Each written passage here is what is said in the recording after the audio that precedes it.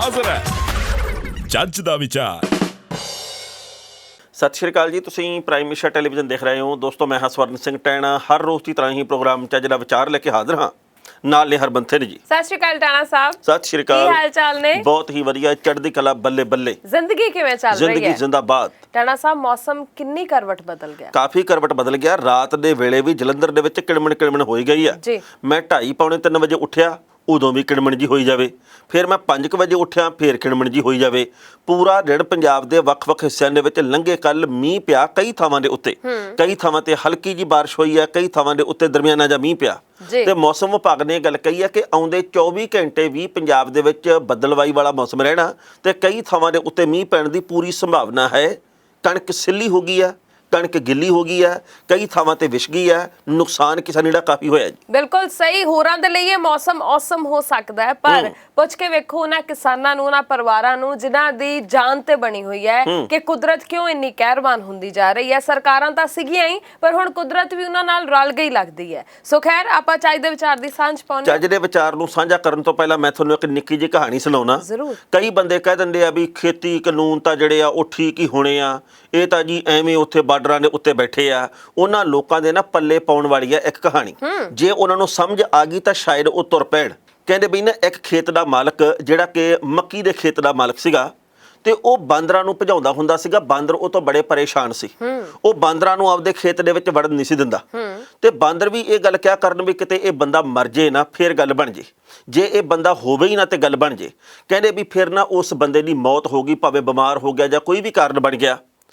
ਅਗਲੇ ਸਾਲ ਬਾਂਦਰਾਂ ਦੇ ਭੁੱਖੇ ਮਰਨ ਦੀ ਨੌਬਤ ਆ ਗਈ, ਕਿਉਂਕਿ ਬਾਂਦਰਾਂ ਨੂੰ ਪਹਿਲਾਂ ਇਸ ਗੱਲ ਦਾ ਪਤਾ ਹੀ ਨਹੀਂ ਸੀਗਾ ਵੀ ਇਹ ਮੱਕੀ ਦੇ ਖੇਤ ਦਾ ਮਾਲਕ ਆ, ਤੇ ਇਹ ਜੇਕਰ ਮੱਕੀ ਪੈਦਾ ਹੀ ਨਾ ਕਰੂਗਾ ਤਾਂ ਅਸੀਂ ਉਜਾੜਾ ਵੀ ਕੀ ਕਰਾਂਗੇ ਤੇ ਅਸੀਂ ਖਾਵਾਂਗੇ ਵੀ ਕੀ। ਇਸ ਕਰਕੇ ਉਹਨਾਂ ਦੇ ਭੁੱਖੇ ਮਰਨ ਦੀ ਨੌਬਤ ਆ ਗਈ। ਵੈਸੇ ਹੀ ਗੱਲ ਕੀਤੀ ਆ, ਜੇ ਹਾਲੇ ਵੀ ਨਾ ਗਏ ਬਾਰਡਰਾਂ ਤੇ ਔਖਾ। ਬਿਲਕੁਲ ਸਹੀ ਗੱਲ ਹੈ। ਤੇ ਹੁਣ ਆਪਾਂ ਚੱਜ ਦੇ ਵਿਚਾਰ ਦੀ ਸਾਂਝ ਪਾ ਲਈਏ। ਟਾਣਾ ਸਾਹਿਬ ਕਹਿੰਦੇ ਪੁਰਾਣੇ ਘरों में भी अजीब सा रिश्ता था। पुराने घरों में भी अजीब सा रिश्ता था। दरवाजे आपस में गले लगा करते दरवाजे आपस में गले लगा करते थे। आजकल तो दरवाजा भी अकेला है। क्या बात है। पहला हुंडे से खुले डुल्ले घर। अब 2.5 मरले के घर में एक ही दरवाजा होता है जी। अब 2 दरवाजे होंगे तो बंदा सोएगा कहाँ, पड़ेगा कहाँ। ਇਸ ਕਰਕੇ ਜਗ੍ਹਾ ਸੁੰਗੜ ਗਈ ਆ। ਉਹ ਨਹੀਂ, ਮੈਂ ਪੰਜਾਬੀ ਚ ਸਿੱਧਾ ਸਮਝਾ ਦਿੰਨੀ ਆ ਵੀ ਪਹਿਲਾਂ ਆਮ ਤੌਰ ਤੇ ਘਰਾਂ ਦੇ ਵਿੱਚ 2 ਦਰਵਾਜ਼ੇ ਹੁੰਦੇ ਸੀ ਨਾ। ਹੁੰਦਾ ਸੀ ਵਿੱਚ ਫਿਰ ਅਗਲਾ ਲੱਗਦੀ ਹੁੰਦੀ ਸੀ ਜੀ। ਤੇ ਅੱਜ ਕੱਲ ਤੁਸੀਂ ਵੇਖੋ ਵੀ ਉਹ ਜਿਹੜੇ 2 ਦਰਵਾਜ਼ੇ ਆ ਉਹ ਵੀ ਰਿਸ਼ਤਿਆਂ ਦੀ ਇੱਕ ਤਰੀਕੇ ਦੇ ਨਾਲ ਸਾਨੂੰ ਉਦਾਹਰਨ ਪੇਸ਼ ਕਰਦੇ ਸੀ ਵੀ ਉਹ ਦੋਵੇਂ ਆਪਸ ਚ ਗਲੇ ਲੱਗਦੇ ਸੀ ਤਾਂ ਘਰ ਸੁਰੱਖਿਅਤ ਰਹਿੰਦਾ ਸੀ, ਹੈਨਾ। ਅੱਜ ਕੱਲ ਤਾਂ ਦਰਵਾਜ਼ਾ ਵੀ ਇੱਕ ਹੋ ਗਿਆ, ਉਹਨੂੰ ਐ ਕਰਕੇ ਬੰਦ ਕਰ ਦਈਦਾ ਬਸ। ਕੋਈ ਬੰਦਾ ਕਿਸੇ ਨਾਲ ਬਹਿ ਕੇ ਰਾਜ਼ੀ ਹੀ ਨਹੀਂ। ਘਰ ਦੇ ਵਿੱਚ ਭਾਵੇਂ 4 ਮੈਂਬਰ ਆ, ਭਾਵੇਂ 6 ਮੈਂਬਰ ਆ, ਸਾਰੇ ਆਪੋ ਆਪਣੇ ਫੋਨ ਤੇ ਲੱਗੇ ਹੋਏ ਆ। ਕੋਈ ਚਟਣੀ ਬਣਾਉਣ ਦਾ ਤਰੀਕਾ ਸਿੱਖੀ ਜਾਂਦਾ, ਕੋਈ ਮੁੰਨੀ ਬਦਨਾਮ ਹੋਈ ਡਾਰਲਿੰਗ ਤੇਰੇ ਲਈ ਇਹ ਦੇਖੀ ਜਾਂਦਾ, ਕੋਈ ਕੁਛ ਕਾਲੇ ਰੰਗ ਵਰਗੀ ਸ਼ਕੀਨਣ ਕੁੜੀ ਤੇ ਪਤਾ ਨਹੀਂ ਕੀ ਗਾਣਾ ਸੀਗਾ, ਦੂਰ ਦੂਰ ਜਾਵੇ ਮੇਰੇ ਕਾਲੇ ਰੰਗ ਤੋਂ। ਕਾਲੇ ਰੰਗ ਦੀ ਸ਼ਕੀਨਣ ਨਹੀਂ, ਕਾਲੇ ਜੇ ਲਿਬਾਸ ਦੀ ਸ਼ਕੀਨਣ, ਕਾਲੇ ਜੇ ਲਿਬਾਸ ਦੀ ਸ਼ਕੀਨਣ ਕੁੜੀ, ਵੀ ਇਹ ਗਾਣਾ ਸੁਣੀ ਜਾਂਦਾ। ਕੋਈ ਗੇਮ ਗੁਮ ਖੇਡੀ ਜਾਂਦਾ। ਸਾਰੇ ਆਪੋ ਆਪਣੇ ਰੁਝੇਵੇਂ ਦੇ ਵਿੱਚ ਲੱਗੇ ਹੋਏ ਆ। ਪਰ ਮੈਂ ਸੋਚਦਾ ਹੁੰਦਾ ਵੀ ਹਰ ਥਾਂ ਤੇ ਹੀ ਆ। ਤੁਸੀਂ ਬੱਸ ਦੇ ਵਿੱਚ ਜਾਓ, ਸਭ ਤੋਂ ਪਹਿਲਾਂ ਤੁਹਾਡੀ ਇੱਛਾ ਇਹ ਹੋਊਗੀ ਵੀ ਜਿੱਥੇ ਕੋਈ ਨਹੀਂ ਬੈਠਾ ਮੈਂ ਉਸ ਸੀਟ ਤੇ ਬੈਠਾ। ਬਿਲਕੁਲ। ਜੇ ਮੰਨ ਲਓ ਵੀ ਇੱਕ ਸੀਟ ਦੇ ਉੱਤੇ 2 ਜਣੇ ਬੈਠੇ ਆ, ਫਿਰ ਤੁਹਾਡਾ ਜੀ ਕਰੂਗਾ ਵੀ ਜਿਹੜੀ ਸੀਟ ਦੇ ਉੱਤੇ ਇੱਕ ਜਣਾ ਪਹਿਲਾਂ ਬੈਠਾ ਮੈਂ ਉਧਰਲੇ ਪਾਸੇ ਬੈਠਾ। ਜੇ ਤੁਹਾਨੂੰ ਇਹ ਲੱਗੇ ਜੀ ਕਿ 3 ਜਣੇ ਬੈਠੇ ਆ ਹਰ ਸੀਟ ਦੇ ਉੱਤੇ, ਫਿਰ ਤੁਹਾਡਾ ਚਿੱਤ ਕਰੂਗਾ ਵੀ ਚਲੋ ਮਾੜਾ ਜਿਹਾ ਜੇਕਰ ਕੋਈ ਪਾਸਾ ਜਾ ਮਾਰ ਲੇ ਤਾਂ ਐਂ ਜਿਹੀ ਬਹਿ ਜਾ। ਮਤਲਬ ਇਹ ਆ ਵੀ ਬੰਦਾ ਮਜਬੂਰੀ ਦੇ ਵਿੱਚ ਤਾਂ ਕਿਸੇ ਨਾਲ ਬੈਠ ਸਕਦਾ, ਪਰ ਜੇਕਰ ਉਹਨੂੰ ਮੌਕਾ ਮਿਲੇ ਤਾਂ ਕੱਲਾ ਜਾ ਰਹਿਣਾ ਚਾਹੁੰਦਾ, ਕੱਲਾ ਜਾ ਬਹਿਣਾ ਚਾਹੁੰਦਾ ਜੀ। ਬਿਲਕੁਲ। ਅੱਜ ਇਹ ਕੱਲ ਪੁਣੇ ਨਹੀਂ ਸਾਨੂੰ ਮਾਰ ਲਿਆ ਕਿ ਪਹਿਲਾਂ ਹੁੰਦਾ ਸੀ। ਮੈਨੂੰ ਹਾਲੇ ਵੀ ਯਾਦ ਹੈ ਕਿ ਜਦੋਂ ਕਿਤੇ ਸਾਂਝੇ ਪਰਿਵਾਰ ਹੋਣੇ ਹਨਾ ਤੇ ਅਸੀਂ ਆਮ ਹੀ ਵੇਖੀਦਾ ਸੀਗਾ ਕਿ ਸ਼ਾਮ ਨੂੰ ਜਿਹੜੇ ਕਹਿ ਲਓ ਬਰਾਂਡਾ ਹੈ ਜਾਂ ਵਿਹੜਾ ਹੈ ਉਹਦੇ ਵਿੱਚ ਮੰਜਾ ਡਾਇਆ ਹੋਣਾ, ਸਾਰੇ ਪਰਿਵਾਰ ਨੇ ਉੱਥੇ ਬੈਠੇ ਹੋਣਾ, ਨਿਆਣੇ ਆਪੋ ਆਪਣਾ ਪੜ੍ਹ ਰਹੇ ਨੇ, ਵੱਡੇ ਜਿਹੜੇ ਨੂੰ ਆਪਾਂ ਆਪਣਾ ਕੰਮ ਕਰ ਰਹੇ ਨੇ, ਮਾਵਾਂ ਕੋਲ ਸਬਜ਼ੀ ਭਾਜੀ ਦਾ ਕੰਮ ਕਰ ਰਹੀਆਂ ਨੇ, ਹਨਾ, ਤੇ ਸਾਰਾ ਪਰਿਵਾਰ ਇੱਕ ਥਾਂ ਤੇ ਬੈਠਾ ਹੁੰਦਾ ਸੀ। ਅੱਜ ਕੱਲ ਤੁਸੀਂ ਵੇਖ ਲਓ, ਜਿਉਂ ਸ਼ਾਮ ਪੈਂਦੀ ਹੈ ਕੋਈ ਕਿਸੇ ਕਮਰੇ 'ਚ ਵੜਿਆ ਹੋਇਆ ਫੋਨ ਲੈ ਕੇ, ਕੋਈ ਕਿਸੇ ਕਮਰੇ 'ਚ ਵੜਿਆ ਹੋਇਆ ਫੋਨ ਲੈ ਕੇ। ਸਾਨੂੰ ਇਹਨਾਂ ਫੋਨਾਂ ਨੇ ਪੱਟ ਦਿੱਤਾ। ਚੱਜ ਦਾ ਵਿਚਾਰ ਆਇਆ ਹੁਣ। ਆਉਣ ਦਿਓ। ਉਹ ਇਹ ਆ ਵੀ ਜਿਹੜੀ ਮਾਚਸ ਹੁੰਦੀ ਹੈ, ਜਿਹੜੀ ਤੀਲੀ ਹੁੰਦੀ ਆ, ਉਹ ਕਿਸੇ ਚੀਜ਼ ਨੂੰ ਸਾੜਨ ਤੋਂ ਪਹਿਲਾਂ ਖੁਦ ਸੜਦੀ ਆ, ਆਪਦੇ ਪਿੰਡੇ ਨੂੰ ਲੂੰਹਦੀ ਆ। ਗੁੱਸਾ ਵੀ ਉਵੇਂ ਹੀ ਆ। ਤੁਸੀਂ ਦੂਜੇ ਦਾ ਨੁਕਸਾਨ ਕਰਨ ਤੋਂ ਪਹਿਲਾਂ ਆਪਦਾ ਕਰਦੇ ਹੋ। ਬਿਲਕੁਲ ਸਹੀ। ਜੱਜ ਦਾ ਵਿਚਾਰ। ਹਰਮਨ ਜੀ ਅੱਜ ਕੱਲ ਨਾ ਜਿਹੜੇ ਨਿਆਣੇ ਆ ਉਹ ਇੰਨੇ ਹਾਜ਼ਰ ਜਵਾਬ ਹੋ ਗਏ ਆ, ਇੰਨੇ ਹਾਜ਼ਰ ਜਵਾਬ ਹੋ ਗਏ ਵੀ ਮੈਂ ਤਾਂ ਹੈਰਾਨ ਆ। ਜਦੋਂ ਮੈਂ ਅੱਜ ਦੇ ਨਿਆਣਿਆਂ ਦੇ ਨਾਲ ਆਪਦੇ ਬਚਪਨ ਦੀ ਤੁਲਨਾ ਕਰਕੇ ਦੇਖਦਾ ਸੀ ਤਾਂ ਘੋਗੜੀ ਹੁੰਦੇ ਸੀ, ਸਾਨੂੰ ਤਾਂ ਪਤਾ ਹੀ ਕੱਖ ਦਾ ਨਹੀਂ ਹੁੰਦਾ ਸੀ। ਐ ਨਲਗਾ ਪੂੰਜੀ ਜਾਣੀਆਂ ਕਫਾਂ ਦੇ ਨਾਲ ਹੀ, ਐਂ ਮੁੜਕਾ ਪੂੰਜੀ ਜਾਣਾ। ਅੱਜ ਕੱਲ ਨਿਆਣਿਆਂ ਕੋਲੇ ਹੈਂਕੀ, ਉਹ ਕਹਿਣਗੇ ਪਲੀਜ਼ ਗਿਵ ਮਾਈ ਹੈਂਕੀ ਜੀ, ਉਹ ਹੈਂਕੀ ਫੂਕੀ ਜਾਏ ਮੰਗਦੇ, ਬੜੇ ਪਿਆਰੇ ਲੱਗਦੇ ਆ। ਅੱਜ ਕੱਲ ਦੇ ਨਿੱਕੇ ਨਿੱਕੇ ਨਿਆਣੇ ਜਦੋਂ ਨਾ ਪੋਲੇ ਪੋਲੇ ਮੂੰਹ ਦੇ ਨਾਲ ਮਿੱਠੀਆਂ ਮਿੱਠੀਆਂ ਜੀਆਂ ਗੱਲਾਂ ਕਰਦੇ ਨੇ ਨਾ, ਬੜੇ ਹੀ ਪਿਆਰੇ ਲੱਗਦੇ ਨੇ ਸੱਚੀ। ਘਰ ਦੇ ਵੀ ਅੱਜ ਕੱਲ ਨਾ ਉਹਨਾਂ ਨੂੰ ਕਹਿਣਗੇ ਬੇਟੇ ਤੇਰੇ ਇਹ ਟਿਫਨ ਦੇ ਵਿੱਚ ਨਾ ਇਸ ਡੱਬੀ ਦੇ ਵਿੱਚ ਮੈਂ ਤੇਰੇ ਲਈ ਐਪਲ ਪਾ ਦਿੱਤਾ, ਇਸ ਡੱਬੇ ਦੇ ਵਿੱਚ ਮੈਂ ਤੇਰੇ ਲਈ ਐਗ ਪਾ ਦਿੱਤਾ, ਇਹ ਤੇਰੇ ਲਈ ਫੁਲਕੀ ਬਣਾਈ ਹੈ, ਤੇਰੇ ਲਈ ਪਰਾਂਠੀ ਬਣਾਈ ਆ। ਹਾਂ, ਸਾਨੂੰ ਤਾਂ ਜੋ ਮਿਲ ਗਿਆ ਨੱਪ ਦਿੰਦੇ ਸੀ ਕਿੱਲੀ। 8-10 ਜਣੇ ਨੇ ਇਕੱਠੇ ਹੋ ਕੇ ਰੋਟੀ ਖਾਣੀ, ਬੋਰੀ ਤੇ ਬਹਿ ਕੇ ਪਾਈਆ ਨਾਲ ਮਿੱਟੀ ਖਾ ਜਾਣੀ, ਥੱਪੜੋ ਥੱਪੜੀ ਹੋਈ ਜਾਣਾ ਵੀ ਮੇਰੇ ਵਾਲੀ ਕੌਲੀ ਚ ਬੁਰਕੀ ਕਾਹਤੋਂ ਲਾਈ ਆ। ਇੱਧਰ ਪਹਿਲਾਂ ਇੱਕ ਦੂਜੇ ਦੇ ਮਾਰਨੀਆਂ, ਬਾਅਦ ਚ ਮਾਸਟਰ ਜੀ ਨੇ ਆ ਕੇ ਮਾਰਨੀਆਂ, ਤੇ ਬਸ ਉਹ ਸਾਡੀ ਸਵੀਟ ਡਿਸ਼ ਹੁੰਦੀ ਸੀ ਜਿਹੜੇ ਮਾਸਟਰ ਕੁੱਟਦੇ ਸੀ। ਅੱਛਾ ਤੁਸੀਂ ਇਹ ਵੇਖੋ ਟਾਣਾ ਸਾਹਿਬ ਵੀ ਅੱਜ ਕੱਲ ਤਾਂ ਨਾ ਕਲਾਸ ਵੀ ਏਸੀ ਰੂਮ ਬਣ ਗਏ, ਬੱਚਿਆਂ ਨੂੰ ਕਹਿੰਦੇ ਗਰਮੀ ਚ ਬਾਹਰ ਨਹੀਂ ਜਾਣਾ, ਧੁੱਪੇ ਨਹੀਂ ਖੇਡਣਾ, ਇਹ ਉਹ। ਅਸੀਂ ਮੈਨੂੰ ਯਾਦ ਹੈ ਕਿ ਇੰਨੀ ਤਿੱਖੀ ਧੁੱਪ ਹੋਣੀ ਤਾਂ ਵੀ ਪੀਂਘਾਂ ਝੂਟੀ ਜਾਣੀਆਂ ਬਾਹਰ ਖੜ ਕੇ, ਤਾਂ ਵੀ ਖੇਡੀ ਜਾਣਾ ਗਰਾਊਂਡ ਦੇ ਵਿੱਚ, ਵੀ ਕੋਈ ਗੱਲ ਨਹੀਂ, ਕੁਛ ਨਹੀਂ ਸੀ ਕਹਿੰਦੀ ਗਰਮੀ। ਹੁਣ ਤਾਂ ਨਾ ਅਖਬਾਰਾਂ ਦੇ ਵਿੱਚ ਵਰਕੇ ਜੇ ਪਾ ਕੇ ਆਉਂਦੇ ਘਰ ਦੇ ਵਿੱਚ ਕਿ ਫਲਾਣੀ ਥਾਂ ਦੇ ਉੱਤੇ ਦਾਖਲੇ ਸ਼ੁਰੂ ਹਨ, ਏਸੀ ਰੂਮ, ਵਧੀਆ ਪਲੇਗਰਾਉਂਡ, ਅਧਿਆਪਕ ਏਦਾਂ ਹਨ, ਸਾਫ਼ ਸੁਥਰਾ ਮਾਹੌਲ, ਵਾਤਾਵਰਨ ਏਦਾਂ, ਪੀਣ ਵਾਲਾ ਪਾਣੀ ਸ਼ੁੱਧ ਏਦਾਂ, ਬਾਥਰੂਮ ਲਾਜਵਾਬ, ਏਦਾਂ ਦੀਆਂ ਉਹਦੇ ਵਿੱਚ ਸਹੂਲਤਾਂ ਲਿਖੀਆਂ ਹੁੰਦੀਆਂ। ਸਫਾਈ ਦੀ ਗੱਲ ਸਾਨੂੰ ਜਿੱਥੇ ਮੌਕਾ ਮਿਲ ਗਿਆ ਚੱਕ ਦਿੰਦੇ ਸੀ। ਤੁਸੀਂ ਇਹ ਦੇਖੋ ਟਾਣਾ ਸਾਹਿਬ ਅੱਜ ਕੱਲ ਜਦੋਂ ਹੁਣ ਅੱਜ ਕੱਲ ਤਾਂ ਚਲੋ ਵੈਸੇ ਪਿਛਲੇ ਸਾਲ ਤੋਂ ਲੈ ਕੇ ਹੁਣ ਤੱਕ ਉਹ ਚੀਜ਼ ਦੇਖਣ ਨੂੰ ਮਿਲ ਨਹੀਂ ਰਹੀ ਕਿਉਂਕਿ ਕਰੋਨਾ ਦਾ ਕਰਕੇ, ਪਰ ਉਸ ਤੋਂ ਪਹਿਲਾਂ ਜੇ ਥੋੜੀ ਜਿਹੀ ਆਪਾਂ ਝਾਤ ਮਾਰੀਏ ਤਾਂ ਮਾਪੇ ਜਿਹੜੇ ਆ ਜਿਨ੍ਹਾਂ ਵੇਲਿਆਂ ਦੇ ਵਿੱਚ ਦਾਖਲਾ ਹੋਣਾ ਹੁੰਦਾ ਨਾ ਸਕੂਲਾਂ 'ਚ, ਮਾਪੇ ਜਿਹੜੇ ਵੱਡੇ ਵੱਡੇ ਸਕੂਲ ਨੇ ਸ਼ਹਿਰਾਂ ਦੇ, ਉਹਦੇ ਬਾਹਰ ਵਿਚਾਰੇ ਕਤਾਰਾਂ 'ਚ ਖੜੇ ਹੁੰਦੇ ਨੇ ਵੀ ਕਿਤੇ ਸਾਡੇ ਜਵਾਕ ਨੂੰ ਇੱਥੇ ਦਾਖਲਾ ਮਿਲ ਜੇ, ਗੱਲ ਤਾਂ ਬਣਦੀ ਹੈ ਹਨਾ। ਉਹ ਇਹ ਲੱਗਦਾ ਵੀ ਪਹਿਲਾਂ ਮਾਪੇ ਪ੍ਰੀਖਿਆ ਦੇ ਰਹੇ ਨੇ, ਮੁੜ ਕੇ ਸਾਰੀ ਉਮਰ ਬੱਚਿਆਂ ਨੇ ਪ੍ਰੀਖਿਆ ਦੇਣੀ ਹੈ, ਤੇ ਮਾਪਿਆਂ ਦੀ ਪ੍ਰੀਖਿਆ ਨਾਲ ਹੀ ਚੱਲਦੀ ਰਹਿੰਦੀ ਹੈ ਕਿਉਂਕਿ ਜੇਬਾਂ ਦੇ ਵਿੱਚੋਂ ਇੰਨੇ ਵੱਡੀ ਗਿਣਤੀ 'ਚ ਨੋਟ ਜਦੋਂ ਜਾਂਦੇ ਨੇ ਨਾ ਤੇ ਉਦੋਂ ਸਮਝ ਆਉਂਦੀ ਹੈ ਵੀ ਪੜਾਉਣੇ ਕਿੰਨੇ ਔਖੇ ਨੇ। ਇੱਕ ਚਪੇੜ ਮਾਰ ਦੇਵੇ ਨਾ ਤੇ ਸਕੂਲ ਦੇ ਬਾਹਰ ਧਰਨਾ ਲੱਗ ਜਾਂਦਾ, ਤੇ ਸਾਡੇ ਜੇਕਰ ਹਫਤੇ ਦੇ ਵਿੱਚ ਚਪੇੜਾਂ 5-7 ਨਾ ਪੈਣ ਤਾਂ ਘਰ ਦੇ ਵੀ ਨਿਰਾਸ਼ ਹੋ ਜਾਂਦੇ ਸੀ। ਇਹਨਾਂ ਦੇ ਪੈਂਦਗਾਰੀ ਪਤਾ ਨਹੀਂ ਗੱਲ ਕੀ ਬਣ ਗਈ, ਕਿਤੇ ਮਾਸਟਰ ਦੀ ਬਦਲੀ ਨਾ ਹੋ ਗਈ ਹੋਵੇ। ਤੁਸੀਂ ਦੇਖੋ ਸਭ ਤੋਂ ਵੱਡੀ ਧਮਕੀ ਇਹ ਹੁੰਦੀ ਸੀ ਘਰਦਿਆਂ ਦੀ ਵੀ ਤੇਰੇ ਸਕੂਲ ਜਾ ਕੇ ਦੱਸੋ, ਹਾਂ ਤੇਰੇ ਮਾਸਟਰ ਨਾਲ ਗੱਲ ਕਰੂੰ, ਤੇਰੀ ਕਲਾਸ ਮੋਰੇ ਤੇਰੀ ਬੇਇੱਜ਼ਤੀ ਕਰੂੰ, ਕੱਟੀ ਨੂੰ ਪਾਣੀ ਨਹੀਂ ਪਾਇਆ ਤਾਂ ਵੀ ਸਕੂਲ 'ਚ ਪੈਣੀਆਂ, ਬੇਬੇ ਦਾ ਕੰਮ ਨਹੀਂ ਕਰਵਾਇਆ ਨਾਲ ਤਾਂ ਵੀ ਸਕੂਲ 'ਚ ਪੈਣੀਆਂ, ਪੱਠੇ ਨਹੀਂ ਕੁਤਰਾਏ ਤਾਂ ਵੀ ਸਕੂਲ 'ਚ ਪੈਣੀਆਂ। ਕਿਉਂਕਿ ਮਾਪੇ ਜਾ ਕੇ ਸਕੂਲ ਦੇ ਵਿੱਚ ਸ਼ਿਕਾਇਤ ਲਾਉਂਦੇ ਹੁੰਦੇ ਸੀ ਅਧਿਆਪਕ ਕੋਲੇ ਵੀ ਇਹ ਘਰੇ ਕੰਮ ਨਹੀਂ ਜੀ ਕਰਨਾ, ਤੇਰੇ ਕੰਨ ਖਿੱਚੋ, ਤੇ ਫਿਰ ਜਦੋਂ ਕੰਨ ਖਿੱਚੇ ਜਾਂਦੇ ਸੀ ਤਾਂ ਮਾਪਿਆਂ ਨੂੰ ਲੱਗਦਾ ਸੀ ਵੀ ਫੀਸ ਦੇ ਪੈਸੇ ਪੂਰੇ ਹੋ ਗਏ। ਹਾਂ ਨਹੀਂ, ਪਰ ਕਈਆਂ ਨਾਲ ਹੋਰ ਉਲਟ ਹੁੰਦੀ ਸੀ, ਉਹਨਾਂ ਦੇ ਵਿਚਾਰਿਆਂ ਨੂੰ ਸਮਝ ਨਹੀਂ ਸੀ ਲੱਗਦੀ ਪਈਆ ਕਿਉਂ, ਕਿਉਂਕਿ ਮਾਪੇ ਜਾ ਕੇ ਅਧਿਆਪਕ ਨੂੰ ਕਹਿ ਦਿੰਦੇ ਸੀ ਇਹਦੇ ਵੈਸੇ 2-4 ਲਾ ਦਿਆ ਕਰੋ, ਲੈਣ ਤੇ ਰਹਿੰਦਾ, ਉਹਦੇ ਐਵੇਂ ਪੈ ਜਾਂਦੀਆਂ ਸੀ। ਹਾਂ ਸਹੀ ਗੱਲ ਆ, ਪਰ ਉਹ ਦਿਨ ਬੜੇ ਨਿਆਰੇ ਸੀ। ਉਹ ਮੈਨੂੰ ਇੱਕ ਨਿਆਣੇ ਦੀ ਗੱਲ ਚੇਤੇ ਆ ਗਈ ਵੀ ਨਿਆਣੇ ਅੱਜ ਕੱਲ ਕਿੰਨੇ ਹਾਜ਼ਰ ਜਵਾਬ ਆ। ਕਹਿੰਦੇ ਵੀ ਇੱਕ ਵਾਰੀ ਇੱਕ ਅਧਿਆਪਕ ਨੇ ਬੱਚੇ ਨੂੰ ਕਿਹਾ, ਕਹਿੰਦਾ ਬੇਟਾ ਇਹ ਦੱਸ ਵੀ ਸਮੁੰਦਰ ਦੇ ਵਿੱਚ ਜੇ ਨਿੰਬੂ ਦਾ ਦਰਖਤ ਹੋਵੇ ਤੂੰ ਨਿੰਬੂ ਕਿਵੇਂ ਤੋੜੇਗਾ? ਨਿਆਣਾ ਕਹਿੰਦਾ ਮੈਂ ਚਿੜੀ ਬਣ ਕੇ ਤੋੜੂੰਗਾ, ਚਿੜੀ ਬਣ ਕੇ। ਕਹਿੰਦਾ ਉੱਥੇ ਚਿੜੀ ਬਣ ਕੇ ਤੇਰਾ ਪਾਪਾ ਜਾਊਗਾ, ਤੂੰ ਚਿੜੀ ਕਿਵੇਂ ਬਣ ਜਾਏਗਾ? ਤੇ ਕਹਿੰਦਾ ਤੇਰਾ ਪਾਪਾ ਉੱਥੇ ਜਾ ਕੇ ਦਰਖਤ ਲਾਊਗਾ, ਸਮੁੰਦਰ ਦੇ ਵਿੱਚ ਕਿਵੇਂ ਲੱਗ ਜਾਊਗਾ?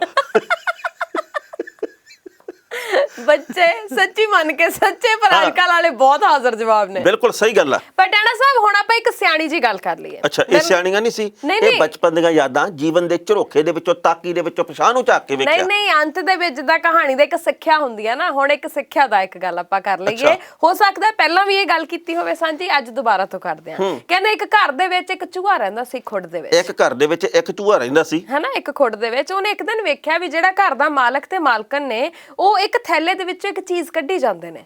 ਜਦੋਂ ਉਹਨੇ ਵੇਖਿਆ ਤਾਂ ਉਹ ਕੜਿੱਕੀ ਸੀ।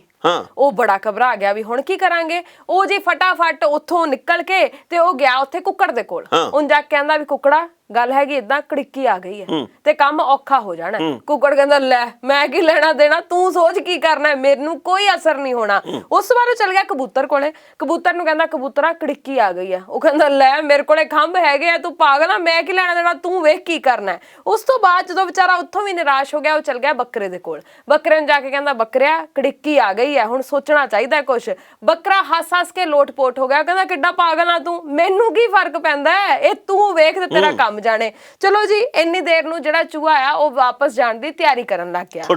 ਹੋਇਆ ਕੀ, ਜਦੋਂ ਰਾਤ ਨੂੰ ਖੁੱਡ ਦੇ ਵਿੱਚ ਸੀ ਤੇ ਇੱਕ ਸੱਪ ਉਸ ਕੜਿੱਕੀ ਦੇ ਵਿੱਚ ਆ ਕੇ ਫਸ ਗਿਆ। ਅੱਛਾ, ਉਹ ਸੱਪ ਕਿਉਂਕਿ ਹਨੇਰਾ ਸੀ ਤੇ ਜਿਹੜੀ ਮਾਲਕਣ ਆ ਉਹਨੂੰ ਪੁੱਛ ਤੋਂ ਲੱਗਿਆ ਵੀ ਸ਼ਾਇਦ ਚੂਹਾ ਫਸਿਆ। ਉਹਨੇ ਉਹ ਕੜਿੱਕੀ ਖੋਲ ਕੇ ਉਹਨੂੰ ਕੱਢਣਾ ਚਾਹਿਆ ਤੇ ਇੰਨੇ ਨੂੰ ਸੱਪ ਨੇ ਮਾਲਕਣ ਨੂੰ ਡੰਗ ਮਾਰ ਲਿਆ, ਜਿਸ ਵਾਰ ਮਾਲਕਣ ਬਿਮਾਰ ਹੋ ਗਈ ਤੇ ਡਾਕਟਰ ਆਇਆ। ਡਾਕਟਰ ਕਹਿੰਦਾ ਜੀ ਇਹਨਾਂ ਨੂੰ ਤਾਂ ਕਬੂਤਰ ਰਿੰਨ ਕੇ ਤੇ ਫਿਰ ਖਵਾਓ, ਸੂਪ ਪਿਆਓ। ਹਾਂਜੀ, ਸੂਪ ਪਿਆਓ ਇਹਨਾਂ ਨੂੰ ਤੇ ਇਹਨਾਂ ਨੂੰ ਤਾਂ ਕੋਈ ਫਰਕ ਪੈ ਸਕਦਾ ਹੈ। ਲੋ ਜੀ ਉਹਨੂੰ ਸੂਪ ਪਿਆਇਆ ਤੇ ਥੋੜੀ ਜੀ ਹਾਲਤ ਦੇ ਵਿੱਚ ਸੁਧਾਰ ਹੋਣਾ ਸ਼ੁਰੂ ਹੋਇਆ। ਖੁਸ਼ੀ ਦੇ ਵਿੱਚ ਹੁਣ ਜਦੋਂ ਲੋਕ ਹਾਲ ਚਾਲ ਪੁੱਛਣ ਆਉਂਦੇ ਸੀ ਤੇ ਇੰਨੇ ਨੂੰ ਮੁਰਗੇ ਦੀ ਘੰਡੀ ਮਰੋੜ ਕੇ ਤੇ ਮੁਰਗਾ ਵੀ ਚਾੜ ਲਿਆ ਗਿਆ। ਫਿਰ ਉਸ ਤੋਂ ਬਾਅਦ ਵਿੱਚ ਮਾਲਕਣ ਬਿਲਕੁਲ ਤੰਦਰੁਸਤ ਹੋ ਗਈ। ਨੰਬਰ 9 ਹਾਂ, ਤੇ ਦਾਵਤ ਦਿੱਤੀ ਗਈ ਤੇ ਉਹਨੇ ਨੂੰ ਜਿਹੜਾ ਬੱਕਰਾ ਸੀ ਉਹਨੂੰ ਵੀ ਝਟਕਾ ਲਿਆ ਤੇ ਦਾਵਤ ਦੇ ਵਿੱਚ ਉਹ ਖਵਾ ਦਿੱਤਾ ਗਿਆ। ਤੇ ਇੰਨੀ ਦੇਰ ਨੂੰ ਜਿਹੜਾ ਚੂਹਾ ਹੈ ਉਹ ਬਹੁਤ ਦੂਰ ਜਾ ਚੁੱਕਿਆ ਸੀ। ਹਾਂ, ਤੇ ਇਹਦਾ ਸਿੱਟਾ ਇਹ ਆ, ਇਹਦਾ ਸਾਰ ਅੰਸ਼ ਇਹ ਆ ਜਿਹਨੂੰ ਮੋਰਲ ਕਹਿੰਦੇ ਆਪਾਂ ਕਹਾਣੀ ਦਾ, ਉਹ ਇਹ ਆ ਵੀ ਭਾਈ ਜੇਕਰ ਕਿਸੇ ਦੇ ਉੱਤੇ ਵਿਪਤਾ ਪੈਣ ਲੱਗੀ ਹੋਵੇ ਤਾਂ ਇਕੱਠੇ ਹੋ ਜਾਓ। ਇਹ ਨਾ ਗੱਲ ਕਹੋ ਵੀ ਮੈਨੂੰ ਕੀ, ਮੇਰਾ ਤਾਂ ਸਰੀ ਜਾਂਦਾ, ਇਹ ਤੇਰਾ ਮਸਲਾ, ਤੇਰੇ ਦੇ ਚੱਕਰ ਦੇ ਵਿੱਚ ਮਾਂਜੇ ਸਾਰੇ ਜਾਣਗੇ। ਬਿਲਕੁਲ ਸਹੀ। ਜੱਜ ਦਾ ਵਿਚਾਰ।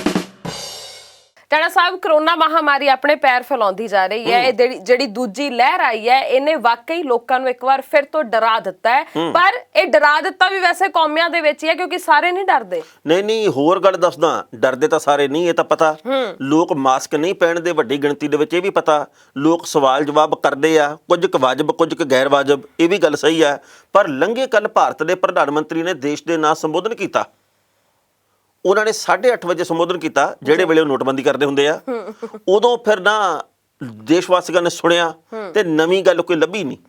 ਉਹਨਾਂ ਨੇ ਉਹੀ ਗੱਲਾਂ ਕਹੀਆਂ। ਮੈਨੂੰ ਪਹਿਲੇ ਪਤਾ ਸੀ ਵੀ ਇਹਨਾਂ ਨੇ ਐ ਕਹਿਣਾ, ਹੁਣ ਭੇਤ ਜਾ ਆ ਗਿਆ ਨਾ ਇਹ ਕੀ ਕਹਿਣਗੇ। ਕਹਿੰਦੇ ਵੀ ਪ੍ਰਿय देशवासियों, समय बड़ा संकटमय चल रहा है, कोरोना की दूसरी लहर चल रही है, हमने लॉकडाउन से बचना है, प्रवासी मजदूर पलायन मत करें, हमने कोरोना वैक्सीन के लिए बहुत काम किया है, कोरोना वैक्सीन ज़्यादा से ज़्यादा लगाई जाए, हम चाहते हैं लोगों का रोज़गार भी बचा रहे, ऐसे भी हो वैसे भी हो, तो वैसे भी हो ऐसे भी हो, तो करके वो चले गए आ। ਤੇ ਸਮੱਸਿਆ ਓਡੀ ਦੀ ਓਡੀ ਹੈ। ਉਹਨਾਂ ਨੇ ਇੱਕ ਵਾਰ ਵੀ ਇਹ ਗੱਲ ਨਹੀਂ ਕਹੀ ਕਿ प्रिय देशवासियों, जो हमने गलती की है वो आप ना करो। हम तो पश्चिमी बंगाल में रैलियां करते रहे, हमारी ये गलती है, मगर आपने इस तरीके से इकट्ठा नहीं होना। वो ਆਪਦੀ ਗਲਤੀ ਮੰਨੇ ਹੀ ਨਹੀਂ, ਸਾਨੂੰ ਕਹੇਗੇ ਵੀ ਭਾਈ ਤੁਸੀਂ ਠੀਕ ਰਹਿਣਾ ਜੀ। ਉਹ ਕਦੇ ਵੀ ਨਹੀਂ ਮੰਨਦੇ ਆਪਣੀ ਗਲਤੀ, ਇਹ ਉਹਨਾਂ ਦੀ ਪਛਾਣ ਹੈ। ਤੁਸੀਂ ਇਹ ਵੇਖੋ, ਹੁਣ ਮੈਂ ਹੈਰਾਨ ਸੀ ਟਾਣਾ ਸਾਹਿਬ ਅਖਬਾਰ ਦੇ ਵਿੱਚ ਪੜ੍ਹ ਕੇ ਕਿ ਕਹਿੰਦੇ ਜਿਹੜੀਆਂ ਰੈਲੀਆਂ ਆ ਨਾ ਉਹ ਹੁਣ 25-30 ਮਿੰਟ ਦੀਆਂ ਕਰਿਆ ਕਰਨੀਆਂ ਨੇ ਤੇ ਉਹਦੇ ਚ 500 ਬੰਦਾ ਜਿਹੜਾ ਉਹਨੂੰ ਬੁਲਾ ਕੇ ਤੇ ਫੇਰ ਰੈਲੀ ਹੋ, ਉਸ ਤੋਂ ਵੱਧ ਨਹੀਂ। ਵੀ ਕਰੋਨਾ ਨੂੰ ਪਤਾ ਵੀ 501 ਜਦੋਂ ਹੋ ਗਏ ਤੇ ਫੇਰ ਹੀ ਮੈਂ ਜਾਣਾ ਰੈਲੀ ਦੇ ਵਿੱਚ। ਜੇ ਤੁਸੀਂ ਕਾਰ ਚੋਂ ਤਾਂ ਮਾਸਕ ਪਹਿਨਣਾ ਜ਼ਰੂਰੀ ਹੈ, ਤੇ ਜੇ ਤੁਸੀਂ ਸਰਕਾਰ ਚੋਂ ਫਿਰ ਨਾ ਪਹਿਨੋ। ਬਿਲਕੁਲ ਸਹੀ ਗੱਲ ਹੈ। ਬੜੀ ਹੈਰਾਨੀ ਹੁੰਦੀ ਹੈ ਕਿ ਪ੍ਰਧਾਨ ਮੰਤਰੀ ਸਾਹਿਬ ਜਿਹੜੇ ਗੁਜਰਾਤ ਮਾਡਲ ਦੀ ਹਮੇਸ਼ਾ ਗੱਲ ਕਰਦੇ ਰਹੇ ਨੇ, ਹੁਣ ਉਹਨਾਂ ਨੂੰ ਉਹ ਗੁਜਰਾਤ ਭੁੱਲ ਗਿਆ ਕਿ ਉੱਥੇ ਇਸ ਵੇਲੇ ਇਸ ਮਹਾਮਾਰੀ ਨੇ ਕਿੰਨਾ ਨੁਕਸਾਨ ਕੀਤਾ, ਲੋਕਾਂ ਦਾ ਕੀ ਹਾਲ ਹੈ, ਉਹਦੇ ਬਾਰੇ ਚ ਇੱਕ ਵਾਰ ਵੀ ਉਹਨਾਂ ਨੇ ਜ਼ਿਕਰ ਨਹੀਂ ਕੀਤਾ। ਲੋਕ ਕਿਵੇਂ ਮਰ ਰਹੇ ਨੇ, ਕਿਵੇਂ ਸਮੱਸਿਆ ਵੱਧਦੀ ਜਾ ਰਹੀ ਹੈ ਦਿਨੋ ਦਿਨ, ਇਹਦੇ ਬਾਰੇ ਚ ਉਹਨਾਂ ਨੇ ਕਿਤੇ ਵੀ ਜ਼ਿਕਰ ਨਹੀਂ ਕੀਤਾ। ਇਹਨਾਂ ਦੀਆਂ ਰੈਲੀਆਂ ਦਾ ਕਰਕੇ, ਇਹਨਾਂ ਦੇ ਇਕੱਠਾਂ ਦਾ ਕਰਕੇ ਕੀ ਕੁਝ ਹੋ ਰਿਹਾ ਦੇਸ਼ ਦੇ ਵਿੱਚ, ਇਹਦੇ ਬਾਰੇ ਚ ਉਹਨਾਂ ਨੇ ਇੱਕ ਵਾਰ ਵੀ ਦੇਸ਼ ਵਾਸੀਆਂ ਤੋਂ ਮਾਫੀ ਨਹੀਂ ਮੰਗੀ ਕਿ ਸਾਡੀ ਗਲਤੀ ਸੀ, ਅਸੀਂ ਰੈਲੀਆਂ ਕੀਤੀਆਂ, ਤੁਹਾਡੀ ਵੀ ਗਲਤੀ ਸੀ ਵੀ ਤੁਸੀਂ ਉਹਨਾਂ ਰੈਲੀਆਂ ਦੇ ਵਿੱਚ ਆਏ ਹੋ, ਪਰ ਹੁਣ ਘਰਾਂ ਦੇ ਵਿੱਚ ਰਹੋ, ਇਹਤਿਆਤ ਵਰਤੋ, ਤੁਹਾਨੂੰ ਆਪਣਾ ਤੇ ਆਪਣੇ ਪਰਿਵਾਰ ਦਾ ਖਿਆਲ ਰੱਖਣ ਦੀ ਜ਼ਰੂਰਤ ਹੈ। ਹਨਾ, ਗੱਲਾਂ ਜਿੰਨੀਆਂ ਮਰਜ਼ੀ ਕਰੀ ਜਾਓ ਟਾਣਾ ਸਾਹਿਬ, ਪਰ ਕਹਿੰਦੇ ਆ ਨਾ ਵੀ ਜਿਹਦੇ ਤੇ ਬੀਤਦੀ ਹੈ ਉਹਨੂੰ ਹੀ ਪਤਾ ਲੱਗਦਾ ਹੈ ਕਿ ਅਸਲ ਦੇ ਵਿੱਚ ਇਹ ਕਹਾਣੀ ਹੈ ਕੀ। ਬਿਲਕੁਲ। ਤੇ ਲੁਧਿਆਣੇ ਦੇ ਵਿੱਚ ਨਾ 2 ਖਬਰਾਂ ਇਹੋ ਜਿਹੀਆਂ ਆਈਆਂ ਜਿਹੜੀਆਂ ਕਿ ਇਹ ਦੱਸਣ ਲਈ ਕਾਫੀ ਹੈ ਵੀ ਪੰਜਾਬ ਦੇ ਵਿੱਚ ਹਾਲਾਤ ਕਿਹੋ ਜਿਹੇ ਬਣਦੇ ਜਾਂਦੇ ਆ। ਲੁਧਿਆਣੇ ਦੇ ਵਿੱਚ ਸਿਵਲ ਹਸਪਤਾਲ ਦੇ ਵਿੱਚ ਇੱਕ 2.5 ਮਹੀਨੇ ਦਾ ਬੱਚਾ ਜਿਹੜਾ ਕਿ ਕਰੋਨਾ ਪੋਜ਼ਿਟਿਵ ਆ, ਉਹਨੂੰ ਉਸ ਤੋਂ ਬਾਅਦ CMC ਦੇ ਵੱਲ ਰੈਫਰ ਕਰ ਦਿੱਤਾ ਗਿਆ, ਉਧਰ ਭੇਜ ਦਿੱਤਾ ਗਿਆ। ਪਰ ਮਾਂ ਦਾ ਜਜ਼ਬਾ ਦੇਖੋ, ਮਾਂ ਦਾ ਹੌਸਲਾ ਦੇਖੋ, ਮਾਂ ਦੀ ਬਹਾਦਰੀ ਦੀ ਗੱਲ ਕਰਦਾ ਮੈਂ। ਉਹਨੇ ਕਰੋਨਾ ਦੀ ਕੋਈ ਪਰਵਾਹ ਨਹੀਂ ਕੀਤੀ, ਪੁੱਤ ਨੂੰ ਚੱਕ ਕੇ, ਬੱਚੇ ਨੂੰ ਚੱਕ ਕੇ ਨਾਲ ਹਿੱਕ ਦੇ ਲਾ ਲਿਆ ਤੇ ਆਪਣੀ ਛਾਤੀ ਦਾ ਦੁੱਧ ਪਿਆ ਰਹੀ ਆ। ਇਹ ਹੈ ਮਾਂ ਦਾ ਜਜ਼ਬਾ। ਨਹੀਂ ਤਾਂ ਬੰਦਾ ਕੋਈ ਕਿਸੇ ਦੇ ਨੇੜੇ ਨਹੀਂ ਆਉਂਦਾਗਾ, ਭਾਵੇਂ ਆਪਦਾ ਹੋਵੇ ਸਕਾ ਤੇ ਭਾਵੇਂ ਕੋਈ ਦੋਸਤ ਮਿੱਤਰ ਹੋਵੇ, ਪਰ ਇਹ ਮਾਂ ਹੀ ਸਾਰਾ ਕੁਝ ਕਰ ਸਕਦੀ ਹੈ, ਹੋਰ ਕੋਈ ਨਹੀਂ ਕਰ ਸਕਦਾ। ਮਾਂ ਨੇ ਪਰਵਾਹ ਹੀ ਨਹੀਂ ਕੀਤੀ ਵੀ ਭਾਈ ਮੈਨੂੰ ਵੀ ਕਰੋਨਾ ਹੋ ਜੂ। ਉਹ ਆਰਾਮ ਦੇ ਨਾਲ ਬੇਖੌਫ ਹੋ ਕੇ ਬਿਨਾਂ ਕਿਸੇ ਡਰ ਦੇ ਦੁੱਧ ਪਿਆ ਰਹੀ ਹੈ। ਫਿਰ ਲੁਧਿਆਣੇ ਦੇ ਇੱਕ ਹਸਪਤਾਲ ਦੇ ਵਿੱਚ 2 ਕੁੜੀਆਂ ਕਰੋਨਾ ਪੋਜ਼ਿਟਿਵ ਨਿਕਲ ਗਈਆਂ ਤੇ ਉਹਨਾਂ ਕੁੜੀਆਂ ਦੇ ਬਾਪ ਨੇ ਜਿਹੜਾ ਕਿ ਉੱਥੇ ਮਜ਼ਦੂਰੀ ਦਾ ਕੰਮ ਕਰਦਾ, ਉਹਨੇ ਹਸਪਤਾਲ ਦੇ ਵਿੱਚ ਹੀ ਫਾਹਾ ਲੈ ਲਿਆ। ਉਹਦੇ ਮਨ ਦੇ ਉੱਤੇ ਕੁਝ ਬੀਤਿਆ। ਸੋ ਹੌਸਲਾ ਨਾ ਹਾਰੋ, ਬੇਨਤੀ ਇਹ ਵੀ ਆ। ਪਤਾ ਨਹੀਂ ਕਦੋਂ ਹਾਲਾਤ ਠੀਕ ਹੋਣਗੇ, ਪਰ ਸਾਨੂੰ ਇਹ ਸਮਝਣਾ ਪਊਗਾ ਕਿ ਅਸੀਂ ਕਿਸੇ ਵੀ ਸਿਆਸਤ ਦੇ ਵਿੱਚ ਕਿਸੇ ਵੀ ਬੰਦੇ ਦੇ ਮਗਰ ਨਾ ਲੱਗੀਏ, ਕਿਸੇ ਸਿਆਸਤ 'ਚ ਨਾ ਫਸੀਏ, ਕਿਉਂਕਿ ਫੈਸਲਾ ਸਾਡੀ ਜ਼ਿੰਦਗੀ ਦਾ ਹੈ ਤੇ ਅਸੀਂ ਹੀ ਕਰਨਾ ਹੈ। ਤੇ ਜੇ ਅਸੀਂ ਸਹੀ ਫੈਸਲਾ ਲਵਾਂਗੇ ਤੇ ਤੰਦਰੁਸਤ ਰਵਾਂਗੇ। ਜੇ ਅੱਜ ਵੀ ਅਸੀਂ ਇਕੱਠਾਂ ਦੇ ਵਿੱਚ ਜਾਂਦੇ ਰਹੇ, ਏਦਾਂ ਹੀ ਝੰਡੀਆਂ ਚੁੱਕ ਕੇ ਤੇ ਅਸੀਂ ਰੈਲੀਆਂ ਦੇ ਵਿੱਚ ਜਾਂਦੇ ਰਹੇ, ਤੇ ਫਿਰ ਸਾਡੀ ਜਾਨ ਜ਼ੋਖਮ ਦੇ ਵਿੱਚ ਪੈ ਸਕਦੀ ਹੈ, ਸਾਡੇ ਪਰਿਵਾਰ ਦੀ ਜਾਨ ਜ਼ੋਖਮ 'ਚ ਮੇਰੀ ਨਾ ਪੈ ਇੱਕ ਹੱਥ ਸਕਦੀ ਹੈ। ਜੋੜ ਕੇ ਬੇਨਤੀ ਆ, ਕਈ ਲੋਕ ਲੀੜੇ ਪਾੜਨ ਲੱਗ ਜਾਂਦੇ ਆ ਵੀ ਸਾਡੇ ਧਰਮ ਤੇ ਟਿੱਪਣੀ ਕੀਤੀ ਹੈ, ਫਲਾਣਾ ਕਿਹੜਾ ਇਦਾਂ ਕਰਦਾ ਨਹੀਂ ਹੈ। ਇਹਨਾਂ ਗੱਲਾਂ ਤੋਂ ਮਾੜਾ ਜਿਹਾ ਉੱਪਰ ਉੱਠੋ। ਅੱਜ ਜੇ ਕਿਸੇ ਗੁਰਦੁਆਰੇ 'ਚ ਇਕੱਠ ਹੁੰਦਾ ਉਹ ਵੀ ਗਲਤ ਆ, ਬਿਲਕੁਲ ਸਹੀ। ਕਿਸੇ ਮੰਦਿਰ ਦੇ ਵਿੱਚ ਹੋਵੇ ਉਹ ਵੀ ਗਲਤ ਆ, ਬਿਲਕੁਲ। ਮਸਜਿਦ ਦੇ ਵਿੱਚ ਹੋਵੇ ਉਹ ਵੀ ਗਲਤ ਆ, ਤੇ ਜੀ। ਗਿਰਜਾ ਘਰ 'ਚ ਹੋਵੇ ਉਹ ਵੀ ਗਲਤ ਆ, ਤੇ ਡੇਰੇ 'ਚ ਹੋਵੇ ਉਹ ਵੀ ਗਲਤ ਆ, ਰੈਲੀ 'ਚ ਹੋਵੇ ਉਹ ਵੀ ਗਲਤ ਆ, ਤੇ ਬਾਜ਼ਾਰ ਦੇ ਵਿੱਚ ਇਕੱਠ ਆ ਉਹ ਵੀ ਗਲਤ ਆ। ਸੋ ਇਸ ਕਰਕੇ ਧਰਮ ਦੀਆਂ ਵਲਗਣਾਂ ਤੋਂ ਥੋੜਾ ਜਿਹਾ ਉੱਤੇ ਉੱਠ ਗਏ। ਮਸਲਾ ਇਸ ਵਕਤ ਜ਼ਿੰਦਗੀ ਦਾ ਬਣਿਆ ਹੋਇਆ, ਤੇ ਇਕੱਠ ਹੀ ਆ, ਹੋਰ ਕਿਸੇ ਨੇ ਨਹੀਂ ਬਚਾਉਣਾ। ਜੀ, ਪਿਛਲਾ ਵਰਾ ਚੇਤੇ ਕਰੋ ਕਿ ਉਸ ਵਰੇ ਦੇ ਵਿੱਚ ਅਸੀਂ ਕੀ ਕੁਝ ਹੰਡਾਇਆ ਹੈ, ਤੇ ਉਹੀ ਸਾਰਾ ਕੁਝ ਹੁਣ ਦੁਬਾਰਾ ਤੋਂ ਸਮਾਂ ਦੁਹਰਾ ਰਿਹਾ ਹੈ। ਤੇ ਜੇ ਅਸੀਂ ਹਾਲੇ ਵੀ ਨਾ ਸੰਭਲੇ ਤੇ ਫਿਰ ਬਹੁਤ ਦੇਰੀ ਹੋ ਜਾਊਗੀ। ਤੇ ਇਸ ਵਕਤ ਇੱਕ ਗੱਲ ਹੋਰ ਆ ਹਰਮਨ ਜੀ, ਭਾਰਤ ਦੇ ਵਿੱਚ ਆਕਸੀਜਨ ਦੀ ਬੜੀ ਕਮੀ ਆ। ਜੀ। ਪੰਜਾਬ ਦੇ ਵਿੱਚ ਵੀ ਕਈ ਥਾਵਾਂ ਦੇ ਉੱਤੇ ਆਕਸੀਜਨ ਦੇ ਸਿਲੰਡਰਾਂ ਦੀ ਕਮੀ ਆਈ ਪਈ ਆ। ਇਧਰੋਂ ਦਿੱਲੀ ਦੇ ਮੁੱਖ ਮੰਤਰੀ ਨੇ ਕੇਂਦਰ ਦੀ ਸਰਕਾਰ ਨੂੰ ਬੇਨਤੀ ਕੀਤੀ ਵੀ ਸਾਡੇ ਕੋਲੇ ਤਾਂ ਕੁਝ ਕੁ ਘੰਟਿਆਂ ਦੀ ਆਕਸੀਜਨ ਬਾਕੀ ਆ।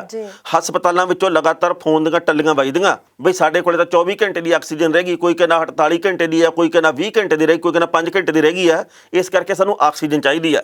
ਮੇਰਾ ਇੱਕ ਬਾਹਰੋਂ ਦੋਸਤ ਆ, ਉਹ ਮੈਨੂੰ ਕਹਿੰਦਾ ਵੀ ਭਾਰਤ ਦੇ ਵਿੱਚ ਯਾਰ ਇੰਨੀ ਜ਼ਰੂਰੀ ਚੀਜ਼ ਵੀ ਨਹੀਂ ਪੈਦਾ ਕੀਤੀ ਜਾਂਦੀ, ਇੰਨੀ ਜ਼ਰੂਰੀ ਚੀਜ਼ ਵੀ ਵਾਧੂ ਮਾਤਰਾ 'ਚ ਨਹੀਂ ਰੱਖੀ ਜਾਂਦੀ। ਮੈਂ ਕਿਹਾ ਵੀ ਇਹਨੂੰ ਅਸੀਂ ਵਾਧੂ ਮਾਤਰਾ 'ਚ ਰੱਖਣਾ ਵਾਜਬੀ ਨਹੀਂ ਸਮਝਦੇ। ਸਾਡੇ ਲਈ ਇਹ ਕੋਈ ਜ਼ਰੂਰੀ ਚੀਜ਼ ਹੈ ਹੀ ਨਹੀਂ। ਸਾਡੇ ਲਈ ਤਾਂ ਬੁੱਤ ਆ, ਅਸੀਂ ਬੁੱਤ ਵੱਡਾ ਬਣਾਉਣ ਦੇ ਵਿੱਚ ਯਕੀਨ ਰੱਖਦੇ ਹਾਂ, ਅਸੀਂ ਯਾਦਗਾਰਾਂ ਬਣਾਉਣ ਦੇ ਵਿੱਚ, ਅਸੀਂ ਧਾਰਮਿਕ ਥਾਵਾਂ ਵੱਡੀਆਂ ਕਰਨ 'ਚ ਯਕੀਨ ਰੱਖਦੇ ਹਾਂ, ਅਸੀਂ ਯਾਦਗਾਰਾਂ ਬਣਾ ਲੈਂਦੇ ਹੁੰਦੇ ਆ, ਪਰ ਮੈਂ ਉਹਨਾਂ ਅਸੀਂ ਲੋਕਾਂ ਥਾਵਾਂ ਨੂੰ ਦੇ ਨਾਂ ਬਦਲ ਦਿੰਦੇ ਹੁੰਦੇ ਆ। ਜੀ, ਮੈਂ ਉਹਨਾਂ ਲੋਕਾਂ ਨੂੰ ਇਹ ਸਵਾਲ ਕਰਨਾ ਚਾਹੁੰਦੀ ਹਾਂ ਟਾਣਾ ਸਾਹਿਬ, ਜਿਹੜੇ ਹਮੇਸ਼ਾ ਨਾ ਐਵੇਂ ਹੀ ਟਿੱਪਣੀ ਕਰਨ ਦੇ ਵਿੱਚ ਯਕੀਨ ਰੱਖਦੇ ਹੁੰਦੇ ਆ, ਜਿਹੜੇ ਕਦੇ ਵੀ ਇਹ ਸੋਚਣ ਦੀ ਕੋਸ਼ਿਸ਼ ਨਹੀਂ ਕਰਦੇ ਵੀ ਕਿਹੜੀ ਚੀਜ਼ ਵਾਕਈ ਸਾਡੇ ਲਈ ਜ਼ਰੂਰੀ ਹੈ, ਕਿਹੜੀ ਨਹੀਂ। ਅੱਜ ਉਹਨਾਂ ਨੂੰ ਪੁੱਛ ਕੇ ਵੇਖੀਏ ਕਿ ਅਸਲ ਦੇ ਵਿੱਚ ਅਹਿਮੀਅਤ ਪਤਾ ਲੱਗ ਰਹੀ ਹੈ ਕਿ ਬੁੱਤ ਦੀ ਲੋੜ ਸੀ ਕਿ ਹਸਪਤਾਲ ਦੀ ਲੋੜ ਸੀ, ਵੈਂਟੀਲੇਟਰਸ ਦੀ ਲੋੜ ਸੀ ਕਿ ਆਕਸੀਜਨ ਸਿਲੰਡਰਾਂ ਦੀ ਲੋੜ ਸੀ। ਅੱਜ ਸਾਡੇ ਮੁਲਕ ਨੂੰ ਅਸਲ ਦੇ ਵਿੱਚ ਕਿਹੜੀ ਚੀਜ਼ ਦੀ ਲੋੜ ਹੈ, ਸ਼ਾਇਦ ਉਹਨਾਂ ਨੂੰ ਸਮਝ ਲੱਗ ਗਈ ਹੋਵੇ। ਬਿਲਕੁਲ ਸਹੀ। ਜੱਜ ਦਾ ਵਿਚਾਰ। ਟਾਣਾ ਸਾਹਿਬ ਜੀ। ਲੋਕੀ ਕਹਿੰਦੇ ਵੈਲੀਆਂ ਤੂੰ, ਅੱਛਾ। ਹਾਂ ਹੈਗੇ ਆ। ਲੋਕੀ ਕਹਿੰਦੇ ਬਾੜਾ ਮਾੜਾ, ਹਾਂ ਹੈਗੇ ਆ। ਤੇ ਜੇ ਕਿਤੇ ਮੈਂ ਕਹਿ ਬੰਦਾ ਨਾ ਹਾਂ ਹੈਗੇ ਆ, ਅੱਧਿਆਂ ਨੇ ਲਿਖ ਦੇਣਾ ਸੀ ਥੱਲੇ ਮੰਨ ਗਿਆ।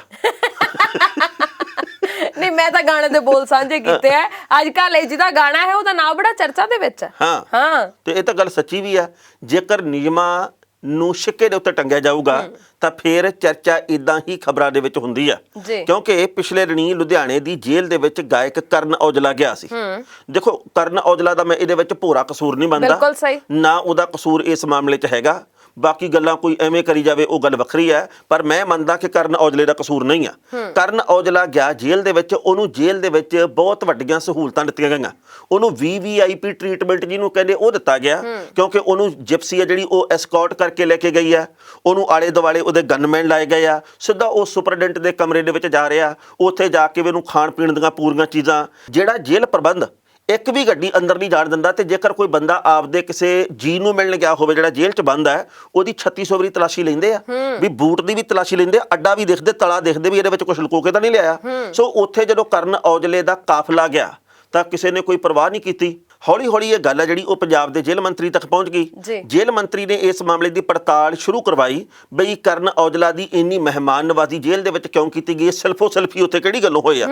ਤੇ ਹੁਣ ਪਤਾ ਲੱਗਾ ਜੀ ਕਿ ਜੇਲ੍ਹ ਦੇ ਸੁਪਰਡੈਂਟ ਨੂੰ ਮੁਅੱਤਲ ਕਰ ਦਿੱਤਾ ਗਿਆ। ਅੱਛਾ ਜੀ। ਉਸੇ ਲੁਧਿਆਣੇ ਦੀ ਜੇਲ੍ਹ ਦੇ ਵਿੱਚ ਗੁਰਦੀਪ ਸਿੰਘ ਰਾਣੋ, ਜਿਹੜਾ ਕਿ ਸਾਬਕਾ ਸਰਪੰਚ ਆ, ਜਿਹਦੇ ਉੱਤੇ ਨਸ਼ਿਆਂ ਦੀ ਤਸਕਰੀ ਦੇ ਦੋਸ਼ ਹੈਗੇ ਆ, ਉਹਨੂੰ ਵੀ ਜੇਲ੍ਹ ਦੇ ਵਿੱਚੋਂ ਤਬਾਦਲਾ ਕਰ ਦਿੱਤਾ ਗਿਆ, ਕਿਉਂਕਿ ਉਹਦੀ ਘਰ ਦੇ ਵਿੱਚ, ਉਹਦੀ ਆਲੀਸ਼ਾਨ ਕੋਠੀ ਦੇ ਵਿੱਚ ਕਰਨ ਔਜਲੇ ਦੇ ਕਈ ਗੀਤਾਂ ਦਾ ਫਿਲਮਾਂਕਣ ਹੋਇਆ ਸੀ। ਸੋ ਮਾਮਲਾ ਇਹ ਕਾਫੀ ਪੇਚੀਦਾ ਹੋ ਗਿਆ। ਫਿਰ ਮੈਂ ਕਹਿਣਾ ਵੀ ਕਰਨ ਔਜਲੇ ਦਾ ਕਸੂਰ ਕੋਈ ਨਹੀਂ, ਪਰ ਜੇਕਰ ਕੱਲ ਨੂੰ ਕੋਈ ਹੋਰ ਮੰਤਰੀ ਸੰਤਰੀ ਅੰਦਰ ਜਾਵੇ, ਜੇਕਰ ਕੋਈ ਹੋਰ ਰਸੂਖਦਾਰ ਬੰਦਾ ਜਾਵੇ, ਜੇਕਰ ਕੋਈ ਹੋਰ ਪੈਸੇ ਵਾਲਾ ਬੰਦਾ ਜਾਵੇ, ਉਹਨੂੰ ਇਦਾਂ ਜਾਣ ਨਹੀਂ ਦੇਣਾ ਚਾਹੀਦਾ। ਨਿਯਮ ਨਿਯਮੀ ਆ, ਪਰ ਪੰਜਾਬ ਦੇ ਵਿੱਚ ਤੇ ਭਾਰਤ ਦੇ ਵਿੱਚ ਨਿਯਮ ਇੱਕਦਮ ਬਨੇਰੇ ਤੇ ਰੱਖ ਦਿੰਦੇ ਆ। ਬਿਲਕੁਲ ਸਹੀ ਹੈ। ਜਦੋਂ ਕਿਤੇ ਪਤਾ ਲੱਗਦਾ ਨਾ ਵੀ ਕੋਈ ਨਾਂ ਵਾਲਾ ਬੰਦਾ ਆ ਗਿਆ, ਕੋਈ VVIP ਬੰਦਾ ਆ ਗਿਆ, ਕੋਈ ਬੰਦਾ ਜਿਹੜਾ ਪਹੁੰਚ ਵਾਲਾ ਹੈ ਉਹ ਆ ਗਿਆ, ਤੇ ਉਦੋਂ ਨਾਲ ਹੀ ਨਿਯਮ ਜਿਹੜੇ ਆ ਉਹ ਬਦਲ ਜਾਂਦੇ ਨੇ। ਦੇਖੋ ਗੱਲ ਇਹ ਹੈ ਵੀ ਕਰਨ ਔਜਲੇ ਦਾ ਆਪਾਂ ਵਾਰ-ਵਾਰ ਕਹਿੰਦੇ ਕੋਈ ਕਸੂਰ ਨਹੀਂ, ਕਿਉਂਕਿ ਹੁਣ ਇਹ ਤਾਂ ਜੇਲ੍ਹ ਪ੍ਰਸ਼ਾਸਨ ਨੂੰ ਸੋਚਣਾ ਚਾਹੀਦਾ ਹੈ ਨਾ ਕਿ ਦੇਖੋ ਅਸੀਂ ਕਿਸੇ ਦੇ ਨਾਲ ਕਿਸ ਤਰੀਕੇ ਦੇ ਨਾਲ ਸਾਰਾ ਕੁਝ ਰੱਖਣਾ ਹੈ, ਕਿਸ ਨਾਲ ਕਿਵੇਂ ਦੇ ਸਬੰਧ ਬਣਾਉਣੇ ਨੇ। ਤੁਹਾਡੇ ਕਿਸੇ ਦੇ ਨਾਲ ਨਿੱਜੀ ਸਬੰਧ ਬਾਹਰ ਹੋ ਸਕਦੇ ਨੇ, ਪਰ ਜਿੱਥੇ ਜੇਲ੍ਹ ਹੈ, ਜਿੱਥੇ ਇੱਕ ਆਮ ਬੰਦਾ ਵੀ ਉਹੋ ਜਿਹਾ, ਇੱਕ ਦੋਸ਼ੀ ਵੀ ਉਹੋ ਜਿਹਾ, ਜਿੱਥੇ ਤੁਸੀਂ ਇੱਕ ਆਮ ਬੰਦੇ ਨੂੰ ਵੀ ਸ਼ੱਕ ਦੀਆਂ ਨਜ਼ਰਾਂ ਦੇ ਨਾਲ ਵੇਖਦੇ ਹੋ, ਜੇ ਕੋਈ ਮਿਲਣ ਗਿਆ ਉਹਨੂੰ ਵੀ ਸ਼ੱਕ ਦੀਆਂ ਨਜ਼ਰਾਂ ਨਾਲ ਵੇਖਦੇ ਹੋ, ਤੇ ਉੱਥੇ ਫਿਰ ਕਿਸੇ ਇੱਕ ਦੇ ਲਈ ਇਸ ਤਰੀਕੇ ਨਾਲ ਇੱਕਦਮ ਬਦਲ ਜਾਣਾ, ਸੈਲਫੀਆਂ ਲੈਣਾ, ਖਾਣਾ ਪੀਣਾ, ਤੇ ਅੰਦਰ ਇੱਕਦਮ ਹੀ ਤੁਹਾਡਾ ਜਿਹੜਾ ਵਤੀਰਾ ਉਹ ਬਿਲਕੁਲ ਹੀ ਬਦਲ ਜਾਵੇ, ਇਹ ਸਾਰੀਆਂ ਚੀਜ਼ਾਂ ਜਿਹੜੀਆਂ ਉਹ ਸੋਭਦੀਆਂ ਨਹੀਂ। ਦੇਖੋ ਹੁਣ ਸਾਡੇ ਕਿੰਨੇ ਮਿੱਤਰ ਆ, ਉਹਨਾਂ ਦੇ ਵਿੱਚੋਂ ਕਈ ਮਿੱਤਰ ਇੱਥੇ ਵੀ ਆਉਂਦੇ। ਮੈਂ ਥੋੜੀ ਕਹਿਣਾ ਜਿਹੜਾ ਮਗਰ ਸਾਈਕਲ ਖੜਾ ਲੈ ਜਾਓ, ਮੈਂ ਥੋੜੀ ਕਹਿਣਾ ਪੱਖੀ ਲਾ ਕੇ ਫੜਾ ਦਿਓ ਜੀ। ਨਿਯਮ ਨੇ, ਨਿਯਮ ਆ। ਇਹ ਸਾਈਕਲ ਰੱਖਿਆ ਆਪਦੇ ਲਈ ਜੀ, ਇਹ ਪੱਖੀਆਂ ਸਾਡੇ ਲਈ ਨੇ। ਹਾਂ ਦੇਖੋ ਪਿਆਰ ਆ, ਸਤਿਕਾਰ ਆ, ਮੇਰੇ ਮੋਟਰਸਾਈਕਲ ਤੇ ਗੇੜਾ ਲਾਓ। ਪਰ ਕਈ ਬੰਦੇ ਕਹਿਣਗੇ ਸਾਈਕਲ ਤੇ ਜਾਂਦੇ ਹੁੰਨੇ ਆ, ਮੈਂ ਕਹਿੰਦਾ ਇਹ ਇੱਥੇ ਹੀ ਖੜਾ ਰਹਿਣਾ ਜੀ। ਇਹ ਸਾਡੇ ਦਫ਼ਤਰ ਦਾ ਸਾਈਕਲ ਹੈ ਤੇ ਇਹ ਇੱਥੇ ਹੀ ਰਹੇਗਾ, ਇਹਨੂੰ ਅਸੀਂ ਕਿਸੇ ਨੂੰ ਨਹੀਂ ਦੇ ਸਕਦੇ, ਅਸੀਂ ਵੀ ਨਹੀਂ ਵਰਤ ਸਕਦੇ। ਬਿਲਕੁਲ ਸਹੀ ਗੱਲ। ਹਾਂ, ਜੱਜ ਦਾ ਵਿਚਾਰ। ਤੇ ਸਵਰਨਾ ਜੀ ਆਪਾਂ ਅੱਗੇ ਵਧੀਏ। ਹਾਂ, ਕੋਈ ਖਬਰ ਸਾਂਝੀ ਕਰੋ। ਨਾ ਤੁਸੀਂ ਕਰੋ। ਵੱਡਾ ਕੌਣ? ਤੁਸੀਂ। ਅੱਛਾ ਕਰੋ। ਚਲੋ ਗੱਲ ਇਹ ਆ ਵੀ ਕੈਨੇਡਾ ਦੇ ਵਿੱਚ ਪੰਜਾਬੀ ਬਹੁਤ ਮਿਹਨਤ ਕਰਦੇ ਆ ਜੀ। ਕੈਨੇਡਾ ਜਾਂ ਦੁਨੀਆ ਦੇ ਕਿਸੇ ਵੀ ਹਿੱਸੇ ਦੇ ਵਿੱਚ ਜਾ ਕੇ ਪੰਜਾਬੀ ਦਿਨ ਰਾਤ ਮੁਸ਼ੱਕਤ ਕਰਕੇ ਜੀ ਆਪਦੇ ਟੱਬਰ ਦੀ ਗਰੀਬੀ ਵੀ ਕੱਢਦੇ ਆ, ਆਪਦੇ ਪਿੰਡ ਦਾ ਨਕਸ਼ ਵੀ ਸੰਵਾਰਦੇ ਆ, ਲੋੜਵੰਦਾਂ ਦੀ ਮਦਦ ਵੀ ਕਰਦੇ। ਪਰ ਜਿਹੜੀਆਂ ਆਦਤਾਂ ਸਾਡੀਆਂ ਇੱਥੇ ਹੁੰਦੀਆਂ ਉਹ ਵੀ ਦਿੱਲੀ ਏਅਰਪੋਰਟ ਦੇ ਉੱਤੇ ਜਾ ਕੇ ਬਦਲਦੀਆਂ ਨਹੀਂ, ਨਾਲ ਹੀ ਲਿਜਾਂਦੇ। ਉਹ ਨਾਲ ਹੀ ਲੈ ਕੇ ਜਾਵਾਂਗੇ। ਜੇ ਅਸੀਂ ਕਹਿੰਦੇ ਵੀ ਇੱਥੇ ਮਾੜੇ ਆ, ਜੇ ਮੰਨ ਲਓ ਮੇਰੀਆਂ ਗੰਦੀਆਂ ਆਦਤਾਂ ਇੱਥੇ ਆ ਤੇ ਮੈਂ ਹੁਣ ਬਾਹਰਲੇ ਮੁਲਕ ਜਾ ਕੇ ਇੱਕਦਮ ਥੋੜੀ ਬਦਲ ਜੂ, ਉਹ ਵੀ ਕਿਸੇ ਹਿਸਾਬ ਨਾਲ ਹੀ ਬਦਲਣਗਾ ਨਾ। ਵਾਰਸ਼ਾਹ ਨਾਲ ਆਦਤਾਂ ਜਾਂਦੀਆਂ ਨੇ, ਭਾਵੇਂ ਕੱਟ ਕੇ ਪੂਰੀਆਂ ਜੀ। ਤੇ ਪਤਾ ਲੱਗਾ ਵੀ ਕੈਨੇਡਾ ਦੇ ਵਿੱਚ 33-34 ਪੁਲਿਸ ਦੇ ਵੱਲੋਂ ਲੋਕ ਗ੍ਰਿਫਤਾਰ ਕੀਤੇ ਗਏ ਆ, ਜਿਹਦੇ ਵਿੱਚੋਂ 22 ਦੇ ਕਰੀਬ ਪੰਜਾਬੀ ਆ। ਨਸ਼ੇ ਦੀ ਤਸਕਰੀ ਦੇ ਮਾਮਲੇ ਦੇ ਵਿੱਚ ਉਹਨਾਂ ਦੇ ਕੋਲੋਂ ਬਹੁਤ ਵੱਡੀ ਮਾਤਰਾ ਦੇ ਵਿੱਚ ਨਸ਼ੇ ਦੀ ਖੇਪ, ਉਹਨਾਂ ਦੇ ਕੋਲੋਂ ਵੱਡੀ ਮਾਤਰਾ ਦੇ ਵਿੱਚ ਅਸਲਾ ਤੇ $7.5 ਲੱਖ ਦੇ ਕਰੀਬ ਦੀ ਰਕਮ ਬਰਾਮਦ ਕੀਤੀ ਗਈ ਹੈ। ਬਿਲਕੁਲ। ਤੇ ਜਦੋਂ ਇਹਨਾਂ ਦੀ ਉਮਰ ਪੜ੍ਹਦੇ ਆ ਨਾ ਵੀ ਕਿੰਨੀ ਉਮਰ ਹੈ, 24-25 ਸਾਲ ਤੋਂ ਲੈ ਕੇ 40-45 ਸਾਲ ਦੇ ਬੰਦੇ ਵੀ ਇਹਦੇ ਇਸ ਸੂਚੀ ਦੇ ਵਿੱਚ ਸ਼ਾਮਲ ਨੇ। ਸੋ ਗੱਲ ਇਹ ਹੈ ਟਾਣਾ ਸਾਹਿਬ, ਜਿਨ੍ਹਾਂ ਲੋਕਾਂ ਨੇ ਮਿਹਨਤਾਂ ਕੀਤੀਆਂ ਨੇ, ਮਿਹਨਤ ਦੇ ਝੰਡੇ ਗੱਡੇ ਨੇ, ਉਹਨਾਂ ਨੂੰ ਸਦਾ ਹੀ ਸਲਾਮ ਹੈ। ਪਰ ਜਿਹੜੇ ਕੁਝ ਇੱਕ ਲੋਕ ਇਹੋ ਜਿਹੇ ਨੇ ਜਿਹੜੇ ਕਿ ਸਾਰੀ ਕਮਿਊਨਿਟੀ ਨੂੰ, ਸਾਰੇ ਲੋਕਾਂ ਨੂੰ ਬਦਨਾਮ ਕਰਦੇ ਨੇ, ਉਹ ਇਹ ਨਹੀਂ ਸੋਚਦੇ ਵੀ ਇਹਨਾਂ ਕੰਮਾਂ ਦਾ ਕਰਕੇ ਜਿਹੜੇ ਮਗਰਲੇ ਨੇ, ਜਿਨ੍ਹਾਂ ਨੇ ਆਪਣੇ ਸੁਨਹਿਰੀ ਭਵਿੱਖ ਦੇ ਸੁਪਨੇ ਵੇਖੇ ਹੋਏ ਨੇ, ਉਹਨਾਂ ਦੇ ਲਈ ਅਸੀਂ ਬੂਹੇ ਬੰਦ ਕਰ ਰਹੇ ਹਾਂ। ਅਸੀਂ ਉਧਰ ਬਿਲਕੁਲ ਖਿਆਲ ਨਹੀਂ ਕਰਦੇ। ਮਿਹਨਤ ਦੇ ਨਾਲ ਤੁਸੀਂ ਜ਼ਰੂਰ ਆਪਣਾ ਨਾਂ ਚਮਕਾਓ, ਪਰ ਇਦਾਂ ਦੇ ਕੰਮ ਕਰਕੇ ਨਾ ਬਣਾਓ। ਬਿਲਕੁਲ ਜੀ, ਕਿਉਂਕਿ ਪਿੱਛੇ ਤੁਹਾਡੇ ਪਰਿਵਾਰਾਂ ਦਾ ਵੀ ਜੀਣਾ ਔਖਾ ਹੋ ਜਾਂਦਾ ਹੈ। ਕਿਉਂਕਿ ਮੈਂ ਖਬਰਾਂ ਪੜ੍ਹ ਰਹੀ ਸੀ, ਬਹੁਤ ਸਾਰੇ ਪਰਿਵਾਰ ਵਿਚਾਰੇ ਮਿੰਨਤਾਂ ਕਰ ਰਹੇ ਪੱਤਰਕਾਰਾਂ ਦੀਆਂ ਵੀ ਸਾਡੇ ਬੱਚਿਆਂ ਦੀ ਖਬਰ ਨਾ ਲਾਇਓ। ਸੋ ਨਾ ਬੱਚਿਆਂ ਨੂੰ ਵੀ ਸੋਚਣਾ ਚਾਹੀਦਾ ਹੈ ਕਿ ਤੁਸੀਂ ਜੇਕਰ ਇਹੋ ਜਿਹੇ ਕੰਮ ਨਾ ਕਰੋ ਤੇ ਖਬਰਾਂ ਲਾਉਣ ਤੱਕ ਨੌਬਤ ਹੀ ਨਾ ਜਾਏ। ਅਮੀਰ ਹੋਣ ਦੀ ਲਲਕਾ ਜਿਹੜੀ ਉਹ ਤੁਸੀਂ ਕਿਸੇ ਵੀ ਦੇਸ਼ ਦੇ ਵਿੱਚ ਕਿਸੇ ਵੀ ਥਾਂ ਦੇ ਉੱਤੇ ਰਹਿੰਦੇ ਤੁਹਾਨੂੰ ਡੋਬ ਦਿੰਦੀ ਆ। ਇਹ ਜ਼ਰੂਰੀ ਨਹੀਂ ਕਿ ਜਿਵੇਂ ਤੁਸੀਂ ਚਾਹੁੰਦੇ ਹੋ ਉਵੇਂ ਹੀ ਹੋਵੇ। ਤੁਹਾਨੂੰ ਮਿਹਨਤ ਦੇ ਨਾਲ ਅਗਲੀਆਂ ਪੌੜੀਆਂ ਚੜ੍ਹਨੀਆਂ ਚਾਹੀਦੀਆਂ ਤਰੱਕੀ ਦੀਆਂ, ਤੇ ਹੌਲੀ ਹੌਲੀ ਜਦੋਂ ਤੁਸੀਂ ਕਾਮਯਾਬ ਹੁੰਦੇ ਆ ਨਾ, ਉਹ ਕਾਮਯਾਬੀ ਹੀ ਟਿਕਾਊ ਹੁੰਦੀ ਆ। ਹੁਣ ਇਹ ਕੁਝ ਕੁ ਲੋਕ ਆ ਜਿਹੜੇ ਗਿਣਤੀ ਦੇ ਲੋਕ, ਕੁਝ ਦਰਜਨ ਲੋਕ ਆ ਜਿਹੜੇ ਇਹ ਕਿਸੇ ਵੀ ਥਾਂ ਦੇ ਉੱਤੇ ਕਿਸੇ ਵੀ ਦੇਸ਼ ਦੇ ਵਿੱਚ ਸਮੁੱਚੇ ਪੰਜਾਬੀਆਂ ਨੂੰ ਕਿਵੇਂ ਬਦਨਾਮ ਕਰਦੇ ਆ। ਉੱਥੋਂ ਦੇ ਕਈ ਲੋਕ ਆ ਜਿਹੜੇ ਉੱਥੋਂ ਦੇ ਵਸਨੀਕ ਜੱਦੀ ਪੁਸ਼ਤੀ, ਉਹ ਇਹ ਗੱਲ ਕਹਿੰਦੇ ਹੋਣਗੇ ਵੀ ਪੰਜਾਬੀਆਂ ਦਾ ਇੱਕ ਹਿੱਸਾ ਦੇਖੋ ਆਹ ਕੰਮ ਵੀ ਕਰਦਾ। ਸੋ ਅਸੀਂ ਜਿਹੜੇ ਕਿ ਵੱਖ-ਵੱਖ ਥਾਵਾਂ ਦੇ ਉੱਤੇ ਲੰਗਰ ਲਾਉਣ ਕਰਕੇ ਜਾਣੇ ਜਾਂਦੇ ਆ, ਅਸੀਂ ਦੁਖੀਆਂ ਦੀ ਬਾਹ ਫੜਨ ਦੇ ਕਰਕੇ ਜਾਣੇ ਜਾਂਦੇ ਆ, ਅਸੀਂ ਬੇਹੱਦ ਮੁਸ਼ੱਕਤ ਕਰਨ ਵਜੋਂ ਜਾਣੇ ਜਾਂਦੇ ਆ, ਅਸੀਂ ਉੱਥੇ ਦਿਨ ਰਾਤ ਮਿਹਨਤ ਕਰਕੇ ਆਪਣੇ ਕਾਰੋਬਾਰ ਚਮਕਾਉਣ ਦੇ ਰੂਪ ਦੇ ਵਿੱਚ ਜਾਣੇ ਜਾਂਦੇ ਆ। ਤੇ ਸਾਡੇ ਵਿੱਚੋਂ ਹੀ ਕੁਝ ਕੁ ਲੋਕ ਜਿਹੜੇ ਕਿ ਕਾਂਗਿਆਰੀ ਆ, ਇਹ ਕਣਕ ਵਿਚਲੀ ਕਾਂਗਿਆਰੀ ਇਦਾਂ ਬਦਨਾਮ ਕਰਦੀ ਆ ਵੀ ਬਾਅਦ ਦੇ ਵਿੱਚ ਰਹਿ ਕੇ ਸਵਾਲ ਉੱਠਦੇ ਆ। ਬਿਲਕੁਲ ਸਹੀ। ਤੁਸੀਂ ਇਹ ਵੇਖੋ ਟਾਣਾ ਸਾਹਿਬ, ਜਦੋਂ ਵੀ ਕੋਈ ਕਿਸੇ ਹੋਰ ਸੂਬੇ ਤੋਂ, ਕਿਸੇ ਹੋਰ ਮੁਲਕ ਤੋਂ ਸਾਡੇ ਕੋਲ ਆਉਂਦਾ ਹੈ ਤੇ ਅਸੀਂ ਬੜੇ ਮਾਣ ਦੇ ਨਾਲ ਉਹਨੂੰ ਆਪਣੇ ਇਤਿਹਾਸ ਤੋਂ ਜਾਣੂ ਕਰਵਾਉਂਦੇ ਆ ਵੀ ਅਸੀਂ ਉਹਨਾਂ ਦੇ ਵੰਸ਼ ਦੇ ਵਿੱਚੋਂ ਆ, ਅਸੀਂ ਉਹਨਾਂ ਦੇ ਅੰਸ਼ ਦੇ ਵਿੱਚੋਂ ਆ, ਸਾਡੇ ਪੁਰਖੇ ਆਹ ਕੁਛ ਕਰਦੇ ਰਹੇ ਨੇ, ਸਾਡੇ ਪੁਰਖਿਆਂ ਨੇ ਇੰਨੇ ਮਹਾਨ ਕੰਮ ਕੀਤੇ ਨੇ, ਹਨਾ। ਪਰ ਇਹ ਸੋਚੋ ਵੀ ਜਦੋਂ ਸਾਡੀਆਂ ਅਗਲੀਆਂ ਪੀੜ੍ਹੀਆਂ ਨੂੰ ਸਵਾਲ ਹੋਊਗਾ ਵੀ ਤੁਹਾਡੇ ਪੁਰਖੇ ਕੀ ਕਰਦੇ ਰਹੇ ਨੇ, ਤਾਂ ਉਹ ਕੀ ਦੱਸਣਗੇ ਵੀ ਸਾਡੇ ਪੁਰਖੇ ਇਦਾਂ ਨਾ ਬਦਨਾਮ ਕਰਦੇ ਰਹੇ ਨੇ। ਅਸੀਂ ਆਪਣੇ ਲਾਲਚ ਦਾ ਕਰਕੇ ਅਸੀਂ ਇਹ ਸੋਚੀਏ ਕਿ ਅਸੀਂ ਆਪਣਾ ਭਵਿੱਖ ਕਿਹੋ ਜਿਹਾ ਬਣਾ ਰਹੇ ਹਾਂ, ਕਿਉਂਕਿ ਝੂਠ ਗਲਤ ਤਰੀਕਾ ਅੱਜ ਨਹੀਂ ਤਾਂ ਕੱਲ ਫੜਿਆ ਜ਼ਰੂਰ ਜਾਂਦਾ ਹੈ। ਚਾਹੇ ਦੇਰੀ ਨਾਲ ਫੜਿਆ ਜਾਏ, ਚਾਹੇ ਪਹਿਲਾਂ ਫੜਿਆ ਜਾਏ, ਇਹ ਜ਼ਰੂਰ ਸੱਚ ਜਿਹੜਾ ਉਹ ਸਾਹਮਣੇ ਆ ਜਾਂਦਾ ਹੁੰਦਾ ਹੈ। ਸੋ ਗਲਤ ਕੰਮ ਕਰਕੇ ਕਦੇ ਵੀ ਅੱਗੇ ਵਧਣ ਅਸੀਂ ਇਹ ਗੱਲ ਕਹਿੰਦੇ ਵੀ ਜਿੱਥੇ ਜਾਵਾਂਗੇ ਉੱਥੇ ਨਵਾਂ ਪੰਜਾਬ ਸਿਰਜਾਂਗੇ, ਤੇ ਨਵਾਂ ਪੰਜਾਬ ਜਿੱਥੇ ਸਿਰਜਦੇ ਉੱਥੇ ਬਾੜੀਆਂ ਅਲਾਮਤਾਂ ਦਾ ਨਾ ਪੈਦਾ ਕਰੋ। ਜੇਕਰ ਤੁਸੀਂ ਉੱਥੇ ਵੀ ਇਹੀ ਕੁਝ ਕਰਨਾ, ਫਿਰ ਉੱਥੇ ਹੋ ਗਏ, ਫਿਰ ਇੱਥੇ ਹੀ ਕਰੀ ਚੱਲੋ। ਇੱਥੇ ਤਾਂ ਤੁਹਾਡੇ ਕੋਲੇ 100 ਵਲਬੈਂਗ ਹੈਗੇ ਆ। ਪਹਿਲੀ ਗੱਲ ਤਾਂ ਇੱਥੇ ਵੀ ਨਾ ਕਰੋ, ਕਿਉਂਕਿ ਇੱਥੇ ਤਾਂ ਤੁਸੀਂ ਛੁੱਟ ਵੀ ਜਾਂਦੇ ਹੋ ਗਲਤ ਕੰਮ ਕਰਦੇ, ਪਰ ਬਾਹਰਲੇ ਮੁਲਕਾਂ ਦੇ ਵਿੱਚ ਤਾਂ ਸਾਰਾ ਨਿਯਮ ਕਾਨੂੰਨ ਤੁਸੀਂ ਸਿੱਕੇ ਤੇ ਟੰਗਦੇ ਹੋ।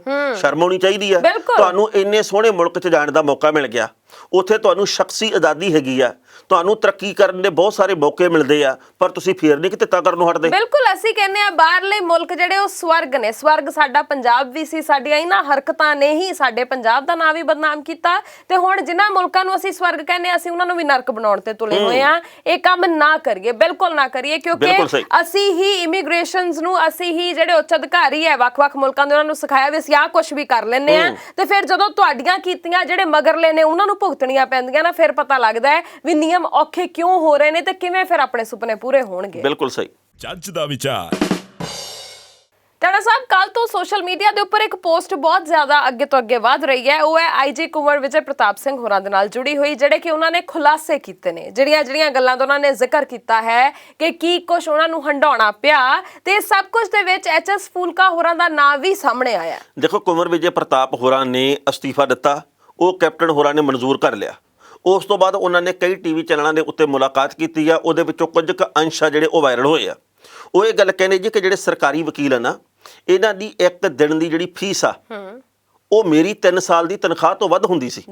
ਇਹਨਾਂ ਨੇ ਇਹ ਗੱਲ ਕਹੀ ਆ ਵੀ ਤਾਜ ਹੋਟਲ ਦੇ ਵਿੱਚ ਰਹਿੰਦੇ ਸੀਗੇ, ਇੱਕ ਦਿਨ ਦਾ 55 ਲੱਖ ਰੁਪਏ ਦਾ ਖਰਚਾ ਆਉਂਦਾ ਸੀਗਾ। ਜਦੋਂ ਮੈਂ ਦਿੱਲੀ ਜਾਂਦਾ ਸੀਗਾ ਸਰਕਾਰੀ ਵਕੀਲਾਂ ਦੇ ਕੋਲ, ਤਾਂ ਚਪੜਾਸੀ ਵਾਂਗੂ ਮੈਨੂੰ ਖੜਾ ਰੱਖਦੇ ਸੀਗੇ। ਉਹਨਾਂ ਨੇ ਇਹ ਗੱਲ ਕਹੀ ਹੈ ਜੀ ਕਿ ਵਾਰ-ਵਾਰ ਮੈਂ ਕੈਪਟਨ ਨੂੰ ਬੇਨਤੀ ਕੀਤੀ ਬਈ ਤੁਸੀਂ ਜਿਹੜਾ ਐਡਵੋਕੇਟ ਜਨਰਲ ਅਤੁਲ ਨੰਦਾ, ਇਹਦੀ ਯਕੀਨੀ ਬਣਾਓ ਉੱਥੇ ਭੂਮਿਕਾ, ਇਹ ਉੱਥੇ ਅਦਾਲਤ ਦੇ ਵਿੱਚ ਪੇਸ਼ੀ ਤੇ ਆਇਆ ਕਰਨ ਜਦੋਂ ਵੀ ਤਰੀਕ ਹੁੰਦੀ ਆ, ਪਰ ਇਹ ਆਉਂਦੇ ਨਹੀਂ ਸੀ, ਨਾਲ ਦੀ ਨਾਲ ਹੀ ਮੈਡੀਕਲ ਲੀਵ ਲੈ ਲੈਂਦੇ ਸੀਗੇ। ਫਿਰ ਉਹਨਾਂ ਨੇ ਫੂਲਕਾ ਦੇ ਉੱਤੇ ਸਵਾਲ ਖੜੇ ਕੀਤੇ ਆ ਵੀ ਐਚਐਸ ਫੂਲਕਾ ਨੇ ਇੱਕ ਅਖਬਾਰ ਦੇ ਵਿੱਚ ਬਿਆਨ ਦਿੱਤਾ ਸੀ ਕਿ ਮੈਂ ਕੇਸ ਲੜਨ ਨੂੰ ਤਿਆਰ ਆ, ਤੇ ਉਹਨਾਂ ਨੇ ਕਿਹਾ ਜੀ ਕਿ ਮੈਂ ਇਹਨਾਂ ਦੇ ਨਾਲ ਸੰਪਰਕ ਕੀਤਾ, ਪਰ ਫੂਲਕਾ ਹੋਰਾਂ ਨੇ ਕਿਹਾ ਜੀ ਕਿ ਮੈਂ ਸੁਪਰੀਮ ਕੋਰਟ ਦਾ ਕੇਸ ਹੀ ਲੜਦਾ, ਇਸ ਤੋਂ ਹੇਠਲਾ ਨਹੀਂ। ਤੇ ਜੇਕਰ ਉਹ ਉਸ ਵੇਲੇ ਸਿਰ ਬਾਂਹ ਫੜ ਲੈਂਦੇ, ਕੇਸ ਲੜਦੇ, ਤਾਂ ਅੱਜ ਅਸੀਂ ਹਾਰਦੇ ਨਾ। ਇਹਦਾ ਹੁਣ ਮੋੜਵਾਂ ਉਤਰ ਦਿੱਤਾ ਹੈਗਾ ਫੂਲਕਾ ਹੋਰਾਂ ਨੇ।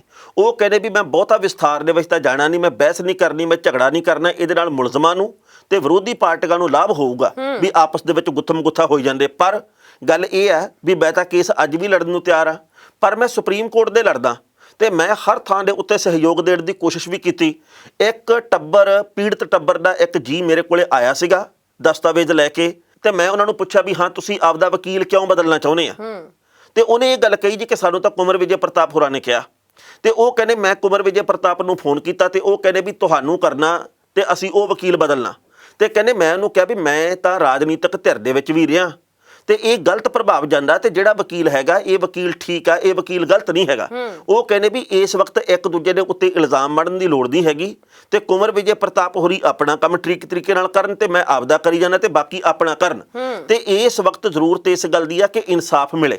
ਸੋ ਇੱਕ ਦੂਜੇ ਦੇ ਉੱਤੇ ਦੋਸ਼ ਕਦੋਸ਼ ਦਾ ਸਿਲਸਿਲਾ ਸ਼ੁਰੂ ਹੋਇਆ, ਪਰ ਬਿਕਰਮ ਸਿੰਘ ਮਜੀਠੀਆ ਨੇ ਕਿਹਾ ਵੀ ਕੁੰਵਰ ਵਿਜੇ ਪ੍ਰਤਾਪ ਤਾਂ ਨਟਵਰ ਲਾਲ ਆ, ਅਸੀਂ ਇਸ ਬਿਹਾਰੀ ਬਾਬੂ ਦਾ ਲਈ ਬਹੁਤ ਕੁਝ ਸੋਚਿਆ, ਅਸੀਂ ਤਾਂ ਬੜਾ ਸਨਮਾਨ ਦਿੱਤਾ, ਪਰ ਇਹਨਾਂ ਨੇ ਕੱਖ ਨਹੀਂ ਕੀਤਾਗਾ। ਇਹ ਇਸ ਵਕਤ ਕੈਪਟਨ ਦੇ ਟੇਟੇ ਚੜੇ ਫਿਰਦੇ ਆ। ਪਰ ਇਹੋ ਜਿਹੀਆਂ ਟਿੱਪਣੀਆਂ ਕਰਨੀਆਂ ਵਾਜਬ ਨਹੀਂ ਟਾਣਾ ਸਾਹਿਬ, ਕਿਉਂਕਿ ਇਸ ਵੇਲੇ ਇਹ ਮਾਮਲਾ ਬਹੁਤ ਜ਼ਿਆਦਾ ਸੰਜੀਦਾ ਹੈ, ਔਰ ਜਿਹੜੀ ਗੱਲ ਕੁੰਵਰ ਵਿਜੇ ਪ੍ਰਤਾਪ ਹੋਰਾਂ ਨੇ ਐਂਡ ਦੇ ਵਿੱਚ ਕਹੀ, ਉਹਨੇ ਵਾਕਈ ਕਈਆਂ ਨੂੰ ਸੋਚੀ ਪਾ ਦਿੱਤਾ। ਉਹ ਕਹਿੰਦੇ ਮੈਂ ਦਾਅਵੇ ਨਾਲ ਕਹਿਣਾ ਕਿ ਇਸ ਮਾਮਲੇ ਦੇ ਵਿੱਚ ਇਨਸਾਫ ਨਹੀਂ ਮਿਲੂਗਾ। ਨਹੀਂ, ਉਹ ਕਹਿੰਦੇ ਜੀ ਇਸ ਕੇਸ ਦਾ ਕੋਈ ਸਿੱਟਾ ਨਹੀਂ ਨਿਕਲਣਾ, ਇਹ ਗੱਲ ਮੈਂ ਦਾਅਵੇ ਨਾਲ ਕਹਿੰਦਾ ਹਾਂ ਜੀ। ਤੇ ਮੈਂ ਇਹ ਗੱਲ ਸੋਚਦਾ ਵੀ ਜੇਕਰ ਇਸ ਕੇਸ ਦਾ ਕੋਈ ਸਿੱਟਾ ਨਾ ਨਿਕਲਿਆ ਜਿਵੇਂ ਕਿ ਉਹਨਾਂ ਨੇ ਕਿਹਾ, ਤੇ ਤੁਸੀਂ ਦੇਖੋ ਵੀ 6.25 ਸਾਲ ਪੰਜਾਬੀਆਂ ਨੇ ਜਿਹੜੀ ਚੀਜ਼ ਦੀ ਉਡੀਕ ਕੀਤੀ ਆ, ਉਹਦਾ ਫਾਇਦਾ ਕੀ ਹੋਇਆ?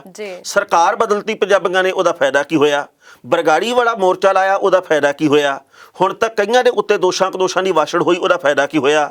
ਅੱਜ ਵੀ ਪੰਜਾਬੀ ਇਸ ਗੱਲ ਦੇ ਲਈ ਆਸਵੰਦ ਆ ਵੀ ਸ਼ਾਇਦ ਕੁਝ ਹੋ ਜੇ, ਤੇ ਉਹਨਾਂ ਦੀਆਂ ਆਸਾਂ ਦਾ ਕੀ ਬਣੂਗਾ? ਸੋ ਬਹੁਤ ਸਾਰੇ ਇਹੋ ਜਿਹੇ ਨੁਕਤੇ ਤੇ ਬਹੁਤ ਸਾਰੇ ਮੁੱਦੇ ਆ ਜਿਹੜੇ ਤੁਹਾਡੇ ਮੂਹਰੇ ਬਹੁਤ ਵੱਡਾ ਘੇਰਾ ਪਾ ਕੇ ਖੜ ਜਾਂਦੇ। ਬਿਲਕੁਲ ਸਹੀ ਹੈ, ਬਹੁਤ ਵੱਡੇ ਸਵਾਲ ਜਿਹੜੇ ਉਹ ਸਾਹਮਣੇ ਖੜੇ ਨੇ, ਪਰ ਚਲੋ ਸਮਾਂ ਹੌਲੀ ਸ਼ਾਇਦ ਸਾਰੇ ਸਵਾਲਾਂ ਦਾ ਜਵਾਬ ਜ਼ਰੂਰ ਦੇ ਦੇ। ਪਰ ਇਹ ਮਾਮਲਾ ਇੰਨਾ ਕੁ ਜ਼ਿਆਦਾ ਸੰਜੀਦਾ ਹੈ ਕਿ ਇਹਦੇ ਉੱਪਰ ਮੈਨੂੰ ਲੱਗਦਾ ਹੈ ਕਿ ਨਾਜਾਇਜ਼ ਟਿੱਪਣੀਆਂ ਜਿਹੜੀਆਂ ਉਹ ਨਹੀਂ ਹੋਣੀਆਂ ਚਾਹੀਦੀਆਂ।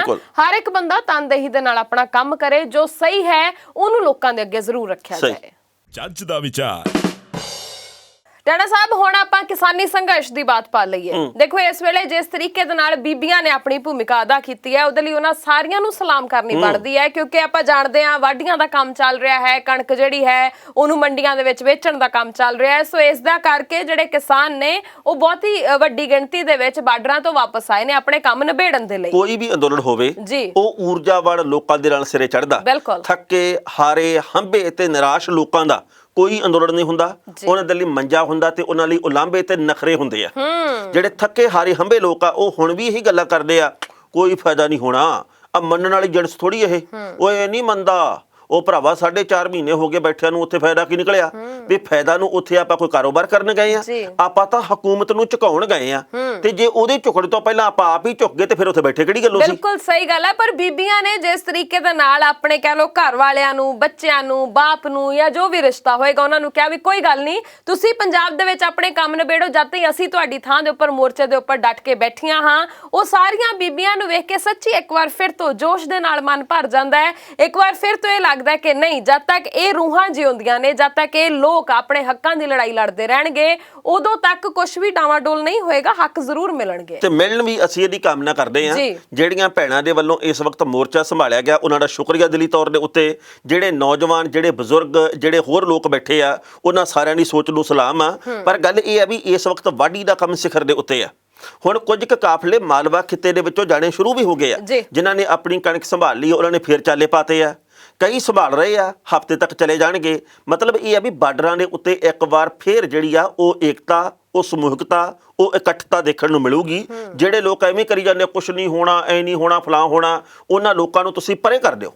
ਉਹਨਾਂ ਦੀ ਕੋਈ ਲੋੜ ਨਹੀਂ। ਉਹਨਾਂ ਨੂੰ ਕਹੋ ਵੀ ਤੇਰੀ ਰਾਏ ਦੀ ਭੋਰਾ ਨਹੀਂ ਲੋੜ, ਤੂੰ ਆਪਦੇ ਘਰ ਦੇ ਵਿੱਚ ਬੈਠ ਕੇ ਰਹਿਣ ਦੇ ਜੇ ਤੇਰੀ ਕੋਈ ਮੰਨਦਾ ਤਾਂ। ਜੀ ਬਿਲਕੁਲ। ਔਰ ਇਸ ਵੇਲੇ ਅਸਲ ਦੇ ਵਿੱਚ ਟਾਣਾ ਸਾਹਿਬ ਕਹਿੰਦੇ ਨਾ ਵੀ ਤਸਵੀਰ ਸਾਫ਼ ਹੋਏਗੀ ਵੀ ਕਿਹੜੇ ਸਾਡੇ ਨਾਲ ਖੜੇ ਨੇ ਤੇ ਕਿਹੜੇ ਸਿਰਫ ਮौज ਮੇਲਾ ਕਰਨ ਦੇ ਲਈ ਹੀ ਉੱਥੇ ਜਾਂਦੇ ਸੀ। ਸੋ ਉਹ ਸਾਰੇ ਲੋਕ ਪਛਾਣਨ ਦੀ ਜ਼ਰੂਰਤ ਹੈ। ਤੁਸੀਂ ਇਹ ਵੇਖੋ ਵੀ ਇੱਕਦਮ ਹੁਣੇ ਚੋਣਾਂ ਵਾਲਾ ਵਰਾ ਆ ਗਿਆ ਤੇ ਇਸ ਦੇ ਦੌਰਾਨ ਹੁਣ ਕਿਸੇ ਵੀ ਲੀਡਰ ਦਾ, ਕਿਸੇ ਵੀ ਨੇਤਾ ਦਾ ਖਿਆਲ ਹੀ ਹੈ ਨਹੀਂ ਵੀ ਬਾਰਡਰ ਤੇ ਕੀ ਹੋ ਰਿਹਾ, ਕਿਸੇ ਨੇ ਬਿਆਨ ਦਿੱਤਾ। ਹੁਣ ਹਰ ਕੋਈ ਸਿਰਫ ਆਪਣੀਆਂ ਵੋਟਾਂ ਇਕੱਠੀਆਂ ਕਰਨ ਦੇ ਵਿੱਚ ਲੱਗਿਆ ਹੋਇਆ, ਹਰ ਕੋਈ ਜਿਹੜਾ ਹੈ ਉਹ ਸਿਆਸਤ ਭਖਾਉਣ ਦੇ ਵਿੱਚ ਲੱਗਿਆ ਹੋਇਆ। ਕਿਸੇ ਨੇ ਵੀ ਤੁਸੀਂ ਵੇਖ ਲਓ ਵੀ ਪਿਛਲੇ ਕੁਝ ਸਮੇਂ ਦੇ ਦੌਰਾਨ ਕਿਸੇ ਨੇ ਕੋਈ ਬਿਆਨ ਨਹੀਂ ਦਿੱਤਾ ਵੀ ਬਾਰਡਰ ਤੇ ਕੀ ਹੋ ਰਿਹਾ ਹੈ, ਕੀ ਹੋਣਾ ਚਾਹੀਦਾ ਹੈ ਜਾਂ ਅਸੀਂ ਨਾਲ ਹਾਂ, ਕੁਛ ਨਹੀਂ ਉੱਥੇ ਚੱਲ ਰਿਹਾ। ਪਰ ਜਿਹੜੇ ਲੋਕ ਵਾਕਈ ਸਿਰੜੀ ਨੇ ਉਹ ਗੱਲ ਕਰਦੇ ਨੇ ਤੇ ਉਹ ਵਾਕਈ ਉੱਥੇ ਜਾ ਕੇ ਆਪਣੀ ਭੂਮਿਕਾ ਵੀ ਨਿਭਾ ਰਹੇ ਨੇ। ਮੈਨੂੰ ਕਦੇ-ਕਦੇ ਇਹੋ ਲੱਗਦਾ ਵੀ ਜੇ ਤਾਂ ਅਸੀਂ ਇਕੱਠ ਵੱਡਾ ਕਰਕੇ ਸਰਕਾਰ ਦੇ ਉੱਤੇ ਦਬਾਅ ਬਣਾ ਲਿਆ, ਫਿਰ ਤਾਂ ਇਹਦਾ ਕੋਈ ਸਿੱਟਾ ਨਿਕਲੂਗਾ।